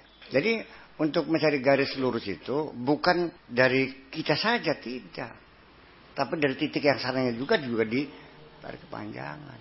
Makanya kita itu sendiri juga seringkali kita melakukan sesuatu karena kurang konfirmasi, kurang cek dan recheck, selamanya kita ini semuanya salah semua. Setelah kita menghadap Allah terbukti yang kita lakukan yang dianggapnya benar semua, ternyata di akhirat salah. Iya. Wa dhalla sa'yum fil hayati dunya wa hum yahsabuna annahum yuhsinuna sun'a. Dia sesat, menyimpang. Tapi selama di dunia dia merasa berbuat baik saja. Ketertipuan semacam itu. Dan ketika setan juga dipanggil, dilakukan klarifikasi, mereka juga mengatakan wa qala qarinu ma atghaituhu walakinnahu kana fi dhalalin ba'id. Aku tidak pernah menyesatkan dia kok. Dia yang sesat sendiri, jauh sendiri. Dia hanya menggeser titik tolak aja sedikit aja. Udah kesananya kita udah kalau awalnya salah kesananya salah semua. Makanya titik tolak itulah disebut dengan motivasi itu sendiri. Makanya motivasi itu yang tepat, yang precise. Nggak bisa sedikit bergeser pun. Iya. Orang ini faman kanat hijratuhu ilallahi wa rasulihi fa hijratuhu ila maha syara ilaih. Ya kemana kita arahnya, kemana? Artinya bahwa dari mulai titik tolak sampai kepada motivasinya juga kita masih jelas bahwa tidak semua keinginan kita berbuat baik itu yang menyuruh Allah kok, enggak. Setan juga nyuruh, nafsu juga nyuruh, orang lain juga nyuruh. Apakah ketika kamu membuat masjid itu disuruh oleh Allah? Tidak kok, Allah gak pernah menyuruh. Yang menyuruh adalah nafsumu. Gara-gara kamu dipecat jadi ketua DKM. Akhirnya ingin membuktikan dirinya hebat. Aku mampu. Bisa bikin masjid. Bikinlah masjid sendiri ya. Akhirnya apa? Mencari jamaah. Menunggu setiap sudut jalan. Dengan bawa gula batu. Sama teh sebungkus. Ngejak sholatnya di sini. Yang sana juga bawa kaos bagi-bagi. Untuk ngejak sholat semuanya di sana. Yang tercabik-cabik umat. Mungkinkah Allah menyuruh kita memecah belah umat? Ini perlu kita tegaskan sekali lagi. Jangan take for granted bahwa apa yang kamu lakukan sudah benar. Dievaluasi dong. Sebelum nanti kamu dievaluasi oleh Allah. Sekarang aja kita evaluasi dulu. Iya kan? Iya. Apakah Kiduki mimpin tahlil di Pantai Tegalegong itu sudah merupakan kebaikan? Ya belum tentu. Ketika dia tahlil bisa saja menunjukkan kebolehannya karena ada cewek yang disenengin. Ya untung nggak ada. Sekarang saya yakin nggak. Buktinya tak rejang-rejang suruh kawin nggak mau. Dia sudah merasa bahagia sendirian. Ya oke, nggak ada masalah. Iya. Jadi wa man raghiba an sunnati falaysa minni, orang yang tidak mau kawin berarti bukan umatku, bukan itu maksudnya. Kan ada hadisnya, an-nikahu sunnati. Wa man raghiba an sunnati falaysa minni. Jadi kalau kawin adalah sunnahku, kalau tidak kawin berarti bukan umatku, bukan itu. Artinya nyicipinya pengen, tidur barengnya pengen tapi tidak kawin. Itu yang bukan umat Muhammad. Kalau memang dia punya prinsip nggak usah kawin, nggak ada masalah. Banyak wali yang nggak kawin kok. Ya, pelampiasan nafsu seksualnya disalurkan tidak melalui prosedur yang benar. Itu yang tidak diakui. Yang summon liven, yang lacur itu yang tidak diakui. Kalau tidak kawin mah nggak ada masalah. Ya kadang-kadang juga pemandu juga salah juga. Wah, tidak mengikuti sunnah Rasul, nggak kawin. Kata siapa? Ya kalau orang sudah nggak punya syahwat mau apa? Ya jajak gimana? Ngece. Iya. Seperti itu ya. Jadi percayalah bahwa kadang-kadang kita awalnya baik. Di tengah perjalanan berubah. Awalnya kita ingin mencari kebahagiaan, di tengah jalan mencari harta. Awalnya ikut berzikir di Pantai Galagong, lama-lama jadi pacaran, kan lucu jadi. Ada nggak yang bawa ceweknya ke sana? Nggak kan? Kita niatnya sudah orang berzikir, ya ada juga orang yang bawa pacarnya pacaran di sana. Nah, ya. Yang niat nyolong motor ada nggak? Ya ada. Jadi, tidak semua kebaikan ini semuanya baik. Jadi ujung-ujungnya mah nantinya mah yang baik itu bukan amalnya, hatinya yang baik. Ujung-ujungnya begitu. Mungkin kita melihatnya amalnya buruk ya, tapi hatinya baik kok. Ya baik kata Allahnya. Yauma la yanfa'u malu wala banun illa man atallaha biqalbin salim. Nggak ada artinya tuh harta banyak, anak banyak, nggak ada artinya. Yang bakal selamat adalah orang yang menghadap kepada Allah dengan membawa hati yang baik. Hatinya baik. Sekarang saya tanya, anak kecil dibunuh, baik atau jahat? Kalau Nabi Khidir membunuh anak gimana? Baik. Karena ini anak nantinya bakal jadi penjahat. Sedangkan orang tuanya orang baik, orang soleh. Masa akan memilih orang tuanya, udah kebunuh aja. Ini bukan logika syariat ya. Ini bukan logika syariat. Mungkin jalurnya nggak sama. Makanya saya bilang kan, kalau syariat mah itu konsumsi publik untuk umum. Kalau hakikat mah itu untuk pribadi yang tidak diajarkan.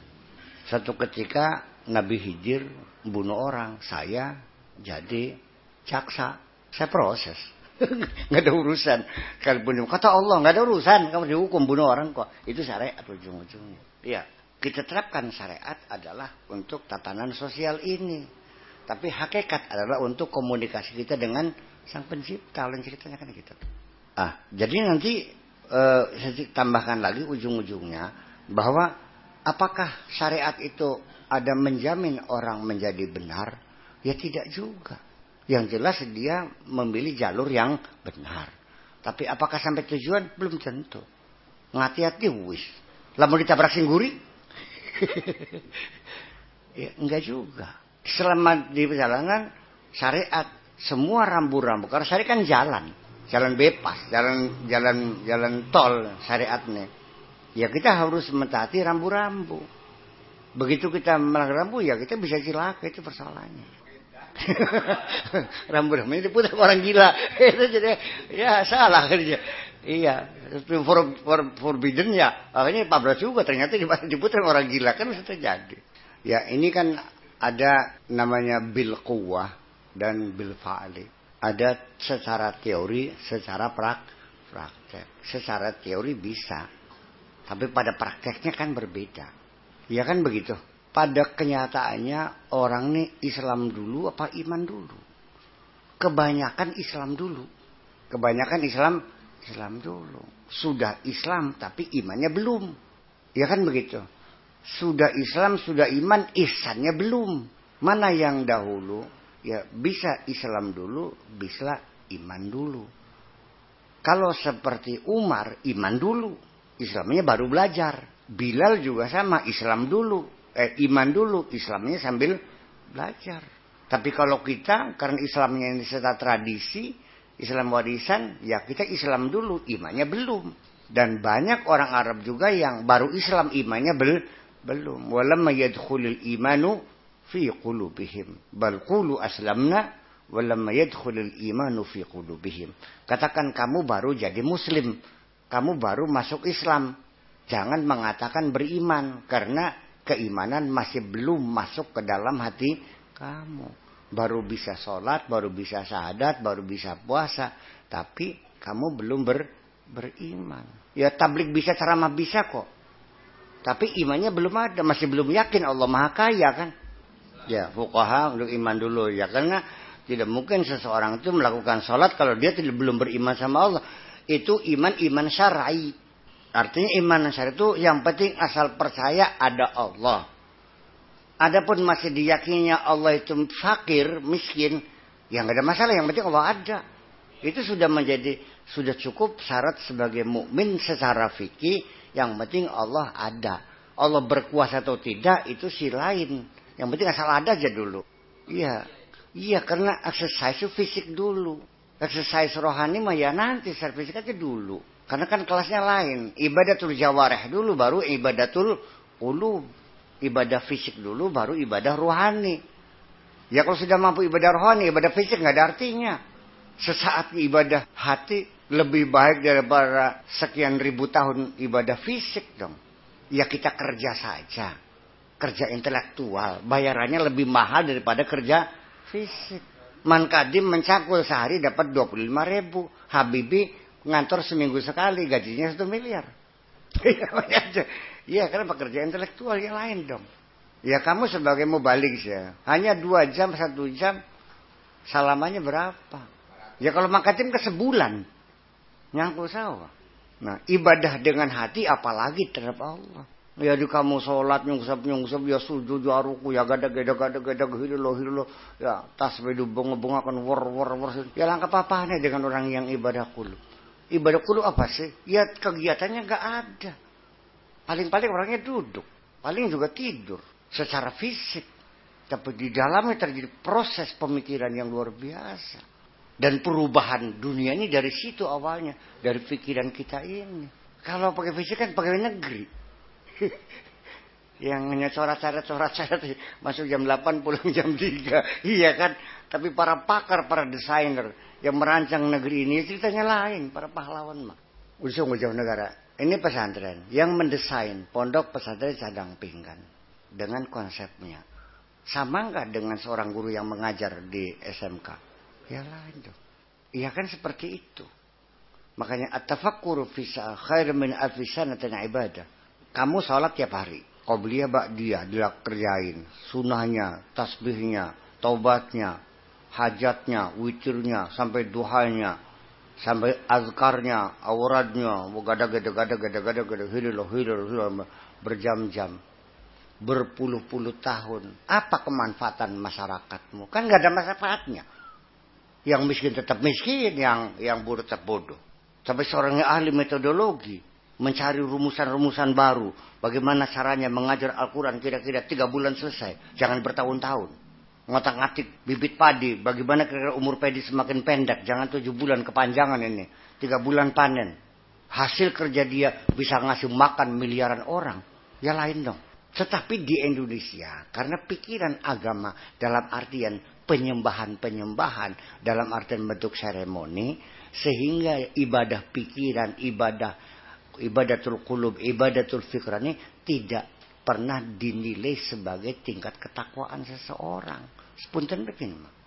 Ada enggak orang yang mengacungkan jempol kepada seorang sarjana kedokteran yang bisa mengungkapkan bagaimana untuk mengatasi bahaya suatu virus? Enggak ada.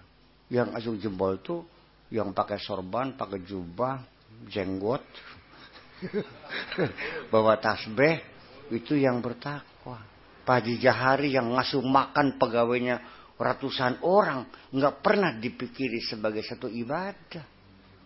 Berapa banyak dia ngasih makan orang kan. Toh yang dimakan sepiring juga. Iya kan. Yang lainnya orang yang makan kok. Dianggapnya bukan ibadah. Wah kuna bos plastik. Lihat kan. Berarti kita menilai makna ibadah juga berbeda. Jadi ibadah itu dalam bentuk penyembahan. Karena ibadah disebutnya menyembah. Ya karena bodoh hanya kepada kami menyembah. Ya pantas menyembah. Ujung-ujungnya. Memangnya Allah sesembahan. Allah gak pernah minta disembah. Gak apa kok. Allah minta kamu suruh kerja. Suruh mengabdi. Bukan mengabdi itu ya. Kayak orang Saudi minta pekerja TKW. Lah saya kan suruh nyuci baju. Suruh nyetrika. Suruh ngepel. Bukan suruh jilatin kakinya. Gimana lagi ya. Nah iya. Jadi ketika Sufi melihat, fuqaha melihat berbeda, ya harus kita maklumi. Ketika orang melihat sesuatu dari sudut pandang yang berbeda, maka perbedaan itu janganlah dianggap sebagai hal yang kontradiksi. Menurut saya gelas ini ada di timur saya, kata Pak Dewa ada di barat Pak Dewa. Ya jangan dianggap kontradiksi. Tempat duduk kita berbeda. Kalau fuqaha kan teori dulu. Dan perilaku juga beda. Seorang sufi, seorang fuqaha, faqih, ahli hukum dengan ahli tarekat, ahli berbeda. Kalau ahli sufi mah lebih banyak bagaimana berbuat baik kepada sesama. Kalau fuqaha ngerasa paling bener dewek biasanya kan. Merasa paling bener sendiri. Makanya kalau sudah pengacara, ahli hukum, kerjanya bertengkar, berdebat nuduh. Iya. Tapi kalau dokter kan tidak. Lebih santun dan perilakuin dokter itu. Ya lebih halus kan lain. Disiplin ilmu juga mewarnai perilaku kita. Jujur aja nih mah. Bulannya kenapa? Bakal kiai akas-akas kok. Nyawa ilmu fikih barang ini. Menghakim salah, murtad, kafir segala macam enggak ada ujung pangkalnya. Iya begitu. Ini tersinggung silakan, enggak udah saya memang begitu keadaannya. Tetapi saya, Ambad, melihat bahwa Islam, iman, ihsan itu adalah misi. Visinya adalah kata persatuan, kalimatut tauhid, membangun persatuan dan kesatuan. Kalimatut tauhid, kalimat itu kata, tauhid itu persatuan, dari kata wahada yuwahidu tauhidan. Itu visinya. Misinya ialah untuk membangun persatuan itu kita garap sebagai misi. Iman artinya membangun kondisi masyarakat yang aman. Islam adalah keselamatan. Ya selamat, ya aman. Dan ihsan adalah kebaikan. Jadi tiga-tiganya itu tidak bisa dipisahkan sebetulnya. Kapan kita berbuat baik? Ya bagaimana bisa berbuat kalau kita tidak aman? Bagaimana kita bisa aman kalau kita tidak selamat? Nah aman gak selamat gak baik gak, bagaimana kita bersatu? Nah, makanya visi dan misi. Indramayu visinya adalah remaja. Misinya Sabta Karya Muli Harja. Kan begitu, ada visi dan misi. Mana yang didulukan secara logis? Ya tentu, ya saya tidak berpihak kepada sufi. Ya tentu secara lahir dulu Islam dulu, secara rohani baru Islam. Nah, ihsan itu secara fakta sosial bahwa kita berbuat baik. Lah ya, berbuat baik. Ihsan itu kan berbuat baik kepada orang lain. Nah, kalau kita tidak pernah berbuat baik, di mana kebaikanmu? Kalau kita hanya memperbaiki diri sendiri, ya di mana kebaikannya? Jadi bagaimanapun setelah amal itu harus ada satu kebaikan, termasuk dalamnya adalah norma-norma yang berlaku juga. Itu harus menjadi pertimbangan dalam keihsanan kita. Berdasarkan keimanan pada fuqaha terbatas pada sekedar percaya Tuhan ada. Tidak lebih dari itu. Sedangkan iman dalam arti sufi, keimanan yang seutuhnya. Iya, fuqaha kan otak-otakan. Orang tidak percaya ada Allah. Atas dasar apa dia melakukan sholat? Ya logis, kalau logika kan akal-akalan. Secara teori begitu. Memang iya, kalau syariat itu urusan zahir. Nahnu nahkumu bidzahir, wallahu yatawalla bisarair. Ini makanya keimanan dalam pemahaman orang ahli fikih bukan iman tauhid dalam artian yang utuh, tapi sekedar satu poin saja, percaya ada Tuhan, selesai. Itu maksudnya. Nah sekarang saya tanya, orang se-Indonesia percaya nggak ada Allah? Tapi Allah yang bagaimana yang mereka percayai adalah Allah yang bisa diatur oleh manusia. Allah yang hanya nurut saja kemauan manusia. Buktinya dalil ini tersebar di mana-mana bahwa Allah tidak akan merubah nasib suatu bangsa kecuali bangsa itu merubah nasibnya sendiri. Berarti Allah mah nurut saja. Kalau bangsa itu mau merubah, Allah rubah. Kalau bangsa itu tidak merubah, ya Allah tidak merubah. Berarti Allah mah tidak berbuat apa-apa, nurut saja kepada kemauan manusia. Tuhan seperti itulah yang kau sembah itu. Menurut saya Tuhan yang sembah adalah Tuhan yang berkuasa mutlak. Yang tidak bisa diatur. Kamu mau rubah atau tidak, nggak ada urusan. Yang penting Allah mau rubah, ya rubah. Jadi rubah. Allah tidak merubah, ya tidak merubah. Sekalipun kamu ingin berubah, Allah tidak, ya tidak rubah. Sekalipun kamu tidak ingin rubah, Allah ingin rubah, ya rubah. Ma yaftahillah min khairin fala mumsikalah. Kalau Allah sudah buka rahmatnya, nggak ada yang bisa menutup. Wa ma yumsik fala mursidalah. Kalau sudah ditutup, nggak akan bisa membukanya. Innallaha yahdi man yasha wa yudhillu man yasha. Allah memberikan hidayah kepada siapa saja. Allah menyesatkan siapa saja yang dikehendakinya. Nggak ada urusan. Biar kamu anaknya kiai yang nggak ada urusan. Allah sesatkan, tersesatlah kamu. Biar dia anaknya pelacur, Allah kasih hidayah, dia mendapat hidayah. Innallaha yabsutu rizqa li ibadi man yasha. Allah kasih rezeki kepada siapa saja yang kehendakinya, enggak ada urusan. Baikan kamu kerja siang malam Allah tidak kasih, enggak, kamu tetap aja miskin. Yang tidur aja Allah kasih, enggak ada urusan. Yang saya yakini, Tuhan yang saya sembah adalah Tuhan yang maha berkuasa mutlak dan tidak bisa diatur oleh siapapun. Berarti beda kan? Ya substansinya kan berbeda. Ya begini persoalannya mah. Sifat 20 itu adalah sifat-sifat dasar bagi sesuatu yang ada. Iya kan gitu. Dan sifat-sifat Allah yang pokok 20. Tetapi sekedar mengumpulkan sifat sejuta sifat, semiliar sifat. Ketika engkau melihat hakikatnya, pasti tidak akan sama. Itu hanya sekedar menghantarkan kita pada ruangan imajiner. Saya punya pacar, cantik, orangnya putih, rambutnya pirang, hidungnya mancung. Wah, saya sampai semalam suntuk lah. Begitu ada perempuan lewat, Anda tidak yakin. Apakah ini? Nggak yakin. Percaya nggak? Yang lihat foto saja bisa pangling kok. Bisa aja ente cari jodoh dari foto, dari majalah. Soalnya tidak close up. Begitu ketemu jerawat dulu mukanya. Iya kan? Atau foto dia pada waktu muda. Lihat fotonya aja kita sudah nggak sama. Apalagi sifat-sifat Allah yang diurai dari ilmu fikih itu. Makanya laisa kamitsli syai'un itu tetap sifat-sifat yang kamu hafal juga tidak akan seperti itu. Bahwa ujung-ujungnya konsep ketuhanan itu adalah dari satu orang ke orang lain.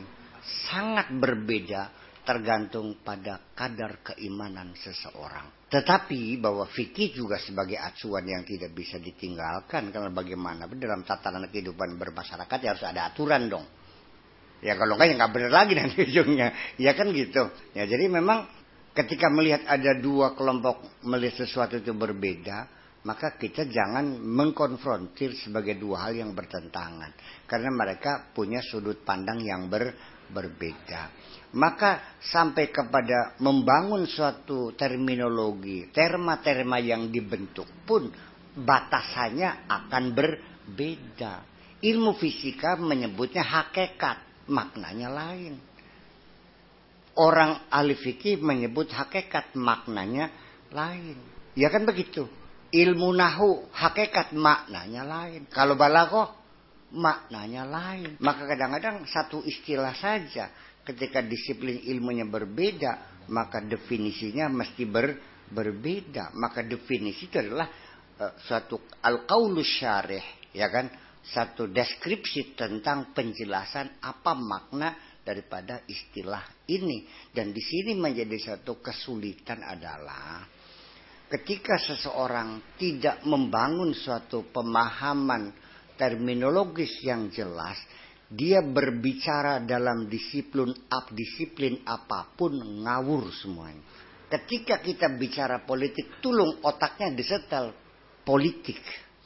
Kalau tidak disetel, ya ngaco. Orang baca buku novel, karya sastra, tolong otaknya disetel otak sastra. Jangan disetel otak agama. Nanti baca buku Motinggo Buse yang begitu indahnya, begitu bagusnya, ya kan? Dari sisi sinopsisnya sudah bagus, dialognya bagus, tokoh-tokohnya juga seperti makhluk-makhluk hidup yang berjiwa, ya kan begitu? Wah, hebat banget.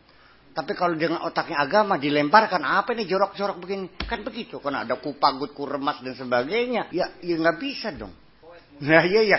Kita mengevaluasi, menilai karya fikih seseorang, ya di otaknya, di otak fikih, jangan otak tasawuf. Nah makanya jadi ketika seorang politisi dengan seorang ekonomi, sama nggak berpikirnya? Berbeda.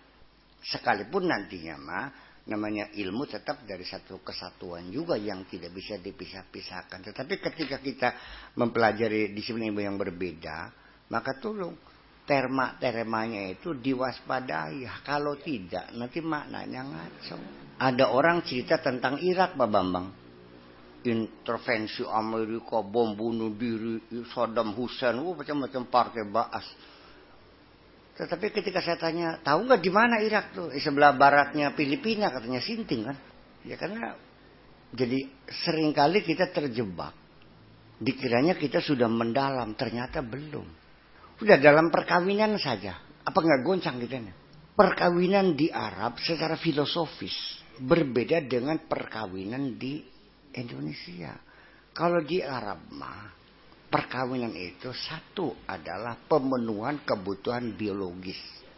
Seorang istri memberikan pelayanan, cantik, berhias, dan dia di non tugaskan, non job. Enggak masak, enggak belanja, enggak apa-apa. Pokoknya kamu menyenang-nyenang saya. Sehari saya bayar sekian nafkahnya. 3 bulan berturut-turut ngadu ke pengadilan, minta cerai. Karena kita di sini awalnya kawin untuk berayan urip. Seumur urip rabi beli di pakani kebliok helo pegat ya. Makan sendiri, cari uang sendiri, jadi babu di Arab sendiri, malah ngasih makan suaminya. Kenapa? Awalnya berayan urip. Jadi ketika sekot taklik tolak yang dibaca setelah kawin kan tidak valid artinya. Itu omong kosong semuanya. Tidak realistis kan. Ya iya. Begitu ada orang laki-laki melamar anak perempuanmu, lalu kamu tanya kayak orang Arab, gajinya berapa, kerjanya di mana, depositonya berapa, mobil berapa, lalu nanti kenapanya berapa, enggak jadi ngelamarnya. Dijamin dari Lah itu makanya ketika tradisi berbeda juga berpikir orang harus berbeda. Solusinya juga berbeda. Nah, fikih pun rawan dengan perbedaan kondisi itu. Makanya fikih itu tidak harus kondisional. Kalau enggak ya tidak bisa berlaku di segala tempat dong. Di segala zaman. Yang bisa menjamin salihun fi kulli zaman bahwa makan itu karena dia itu selalu sesuai dengan kondisi yang berbeda. Kalau tidak ya kaku dong. Begini, fikih atau fuqaha itu muncul kemudian proses peradaban Islam. Ketika Rasul masih hidup, ya belum ada fuqaha. Fikih juga belum ada. Tasawuf juga belum ada dong. Masih kesatuan yang tidak pernah dibeda-bedakan. Belum ada. Yang penting orang, kamu Rasul. Ya saya percaya deh. Asyhadu an la ilaha illallah. Lalu bagaimana dia ibadahnya? Yang sholatnya juga belum diwajibkan kok. Puasa juga belum. Minum arak juga masih boleh. Asal kalau sholat jangan mabok. Nah ketika seseorang itu Islam ngitil-ngitil Rasul seperti itu. Ya sudah benar kok. Nah ketika dia mau mandi nggak ada air. Tayamum akhirnya guling-guling di pasir. Menghadap Rasulullah rambutnya banyak debunya. Lah, kamu kenapa? Bisa yamum. Ya kata Rasulullah. Ya bukan begitu bung ceritanya yamum tuh. Enggak usah dipasirin semua rambutnya. Rambut tuh enggak ada ngusap kepala tuh kan. Itu kan proses pembelajaran. Jadi pada akhirnya nantinya yang hebat itu adalah bukan aplikasi fikih, bukan aplikasi tasawufnya, tapi kecintaan kepada Allah dan Rasulnya. Sekalipun orang itu bodoh, lugu, ya, tapi dia karena cinta Allah dan Rasulnya, nggak ada masalah. Go ahead, bagi saya nggak ada urusan. Biar sholatnya wala bedolin, robil ngalam, nggak ada urusan. Dia merasakan kenikmatan menghadap Allah kok. Debaran jantungnya bisa dirasakan daripada kamu yang pintar ngaji ngelayap pikirannya. Ya jangan begitu, ya kan begitu. Masih nyongan, masih berbantah. Makanya jadi bahwa Islam menurut para sufi tentu tidak akan sama Islam dalam pikiran kita sekarang. Islam pada zaman Rasulullah dalam pikiran sahabat, aslamna ya Rasulullah juga artinya lain. Percaya atau tidak bahwa ini terma-terma yang dibentuk manusia kan berdasarkan kesepakatan lokal. Ini sejarah. Bahwa pergeseran-pergeseran istilah itu harus kita cermati. Ketika kita membaca buku, tahun berapa? Nah ini istilah pada tahun ini lain maknanya dengan istilah sekarang. Dulu politik ya artinya adalah perebutan kekuasaan, partai sebagainya. Sekarang politik itu maknanya dengan mengibulin orang. Lu kok jahat banget sih? Kita kan sudah lama bersahabat. Lu tega bener sih melitikin gue. Artinya kan nipu artinya. Jangan disalahkan bahwa politik artinya nipu. Memang itulah bahasa. Mempolitisir. Iya kan? Iya. Ya artinya bahwa semua masalah yang dibikin semu itu menjadi dipolitisir semuanya. Iya. Nih, para sahabat yang menyatakan bahwa saya mendukung Anda mendirikan negara persatuan kesatuan kalimatut tauhid. Mungkin dalam pikiran mereka adalah mencari peluang baru, mencari jabatan. Karena mereka melihat, punten ini hitung-hitungan orang juga. Ini calon bupati banyak. Anda kan mendukung orang yang menurut pikiran Anda ini yang jadi. Setelah itu Anda dapat jabatan kan, dapat fasilitas. Di semua zaman, semua pergerakan itu hitung-hitungan itu ada. Punten ini mah. Saya melihat 4 orang, Abu Bakar, Umar, Utsman, Ali, murni tidak punya ambisi. Dan termasuk Bilal. Yang lain punya hitung-hitungan. Betul nggak? Maka ketika orang saya dukung, aslamna, akan berbeda istilah Islamnya. Nah, ketika kita melihat bahasa-bahasa lokal seperti kirik, cemera, ya, kirik itu bahasa Indramayu artinya anjing. Jangan dibilang itu bahasa kasar. Bahasa Indramayu kalau bilang kirik itu menunjukkan suatu persahabatan yang luar biasa. Ya ini persoalannya.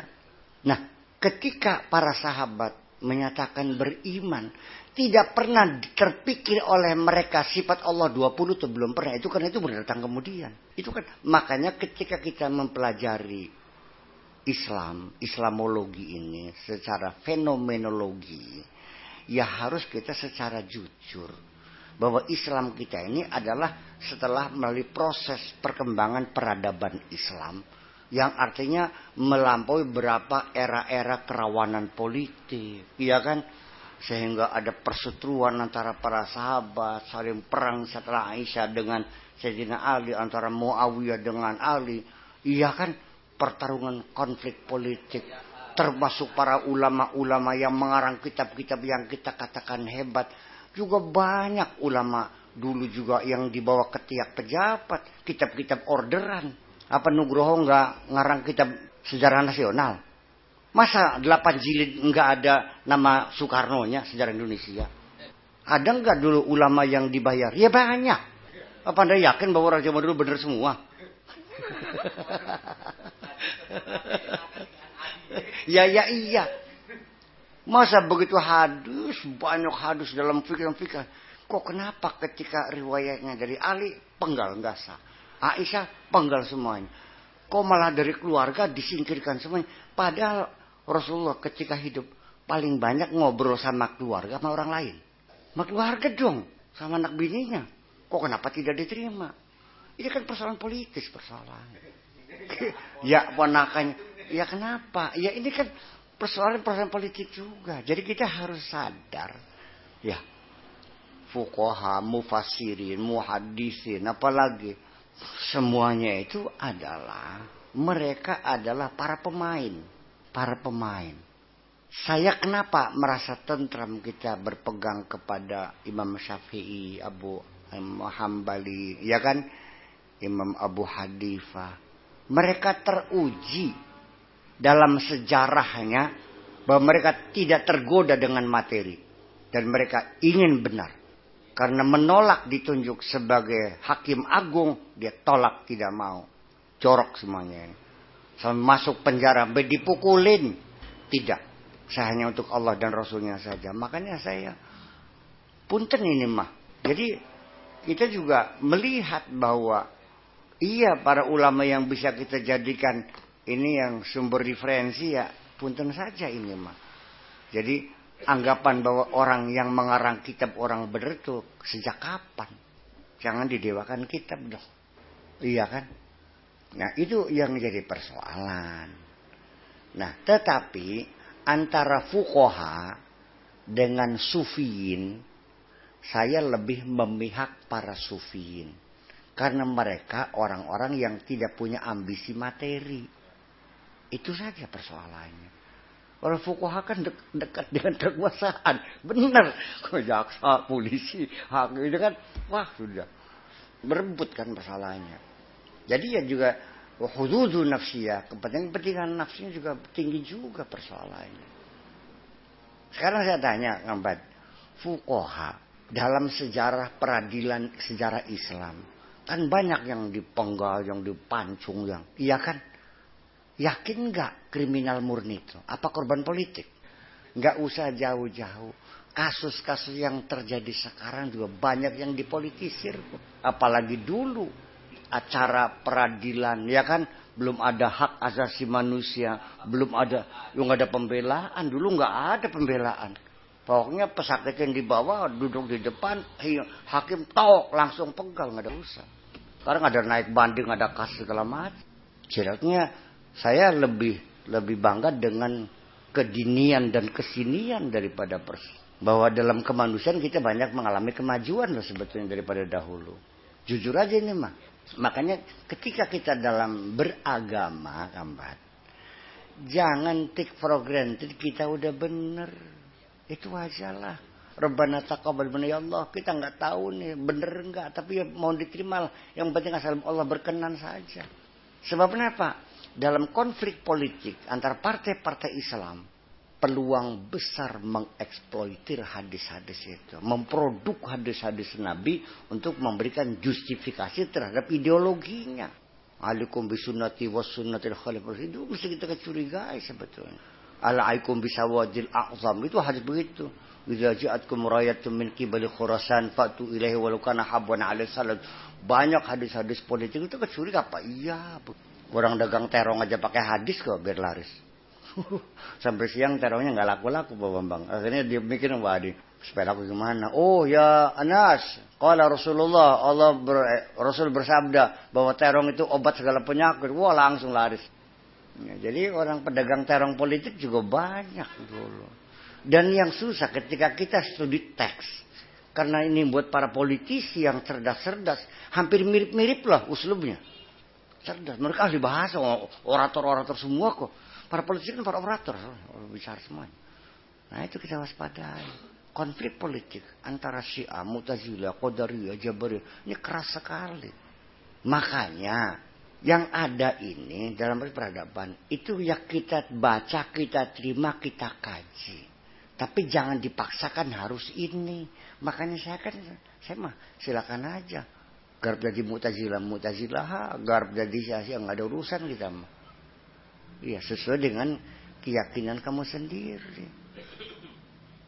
Jadi untuk jawaban Kambat bahwa ketika orang sufi mengatakan itu Islam dulu, mungkin beda Islam dalam sufi, Islam dengan fikih. Kalau Islam fikih itu rukunnya ada 5, syahadat, sholat, zakat, puasa. Islam orang sufi artinya berpasrah diri kepada Allah. Beda kan? Imannya orang sufi berbeda dengan imannya fuqaha. Iman fuqaha yang penting percaya ada Allah. Dan Allah sebagai Tuhan. Imannya seorang sufi adalah Tuhan yang menentukan segala-galanya, yang mempunyai kekuasaan yang mutlak, yang tidak bisa digugat-gugat. Kan begitu persoalan. Dan ihsannya orang fikih sekedar sodako jariah. Tapi ihsannya para sufi yaitu adalah keikhlasan murni ketika berbuat baik kepada siapapun adalah untuk Allah. Lillahi fillahi wa billah. Kan beda wawasannya. Jadi kalau begitu ya bisa saja. Artinya urutan-urutan itu berbeda. Kalau tidak demikian kita menjadi bingung nantinya. Iya, itu namanya gitu kan persoalannya. Iya. Iya, itu dia Al-Iskandarani itu. Iskandarani kan Daran itu dari Iskandaria, Alexandria. Dia tinggalnya di Alexandria, iya. Ya, artinya kan sama. Saya ini kalau berorganisasi saya Muhammadiyah. Kalau beribadah saya NU. Kalau berpikir saya Mu'tazilah. Kalau berpolitik saya Syiah. Kalau berdagang Cina. Ya kan bisa saja. Karena Segi-segi positif yang ada pada setiap kelompok itu yang saya manfaatin. Itu kan maksudnya. Itu adalah orang-orang yang mazhabnya adalah Syafi'i, thariqahnya adalah ini, rumahnya adalah ini, akidahnya adalah ini. Iya, itu orang yang sudah terbentuk satu bentuk-bentuk akidah pemikiran-pemikiran yang sudah mulai melakukan sempalan-sempalan. Yang jadi masalah bagi saya, ketika Nabi masih hidup atau pada tabi'in, ya kan, atau atba'ut tabi'in yang belum muncul, belum ada Syafi'i, belum ada Maliki, belum ada Hanafi. Mazhabnya apa? Yang nggak ada mazhabnya. Sah nggak agamanya? Ya, memangnya orang harus bermazhab. Saya bertanyakan, apakah harus bermazhab? Ya enggak dong. Tapi ketika Anda tanya, Pak Kiai bermazhab? Saya bermazhab. Kok kenapa? Ya simplicity bagi saya. Lebih enak, lebih mudah. Ngapain saya harus menggali sendiri? Kan begitu persoalannya. Yang udah dari matang kok. Ya saya makan di restoran aja udah matang. Nggak harus masak sendiri. Sebab apapun yang... Ya kan begitu pemikirannya. Saya mau mencari sentuhan perempuan batal atau enggak. Yang gak usah cari hadis dari Quran. Yang sudah ada aja. Kata Imam Syafi'i batal. Kata Maliki tidak batal. Kata Hambali tergantung. Kalau ada sahabatnya mau apa lagi. Sudah ngecari yang sudah saja kok. Dan kenapa mazhabnya Syafi'i? Ya karena orang Indonesia umumnya mazhab Syafi'i. Ya kalau saya mazhab lain. Kalau Basul Masai sama siapa nantinya? Simpel kan gitu. Jadi memang ketika dalam beragama. Itu ya kita harus realistis dong. Apa sih untungnya saya membolehkan memelihara anjing? Secara akal-akalan nggak ada salahnya melihara anjing. Tapi ketika saya melihara anjing, apa sih untungnya? Paling-paling pondoknya bubar. Ya, fikih yang ada di Irak tidak sama dengan di Hijaz. Yang menutup ijtihad siapa? Yang membuka ijtihad siapa? Otoritasnya sebagai apa? Anggapannya tidak memadai, ilmu orang sekarang kan tidak memadai. Kata siapa masih cerdas orang zaman sekarang zaman dahulu itu. Iya, itu persoalannya kembali. Begini, di Indonesia, masyarakat sekitar kita, hakikatnya mereka tidak bermazhab kok. Mana mereka tahu mazhab Maliki? Enggak tahu kok. Yang tahu kok Kang Bad yang tahu. Yang tahu kan Kiduki. Yang tahu saya, mereka enggak tahu. Sehingga agama mereka. Mereka enggak ada urusan dengan mazhab-mazhab itu. Yang penting mereka ikut Kang Bad. Ya gitu. Nah ketika Kang Badnya jadi Syiah, ya mereka Syiah lagi. Karena stakeholder kan persoalannya. Ibunya ikut saja semuanya itu. Jadi ini menghindari bahwa ada tren di sini. Kayaknya kalau tidak bertengkar dengan sekte lain, itu dianggapnya bukan hebat. Ngapain sih kita menyesatnya orang lain, mengkafir orang lain, membid'ahkan orang lain? Saya kan menurut apa yang kamu yakini. Sekarang saya uraian politis dan sejarah perkembangan peradaban Islam. Bahwa larangan berisad itu adalah di kondisi politik yang sangat rawan sekali. Pertama, ketika dinasti Ottoman di Turki, kalau kitanya Ad-Daulah Al-Utsmaniyah mencengkeram kekuasaannya kepada negara-negara Arab.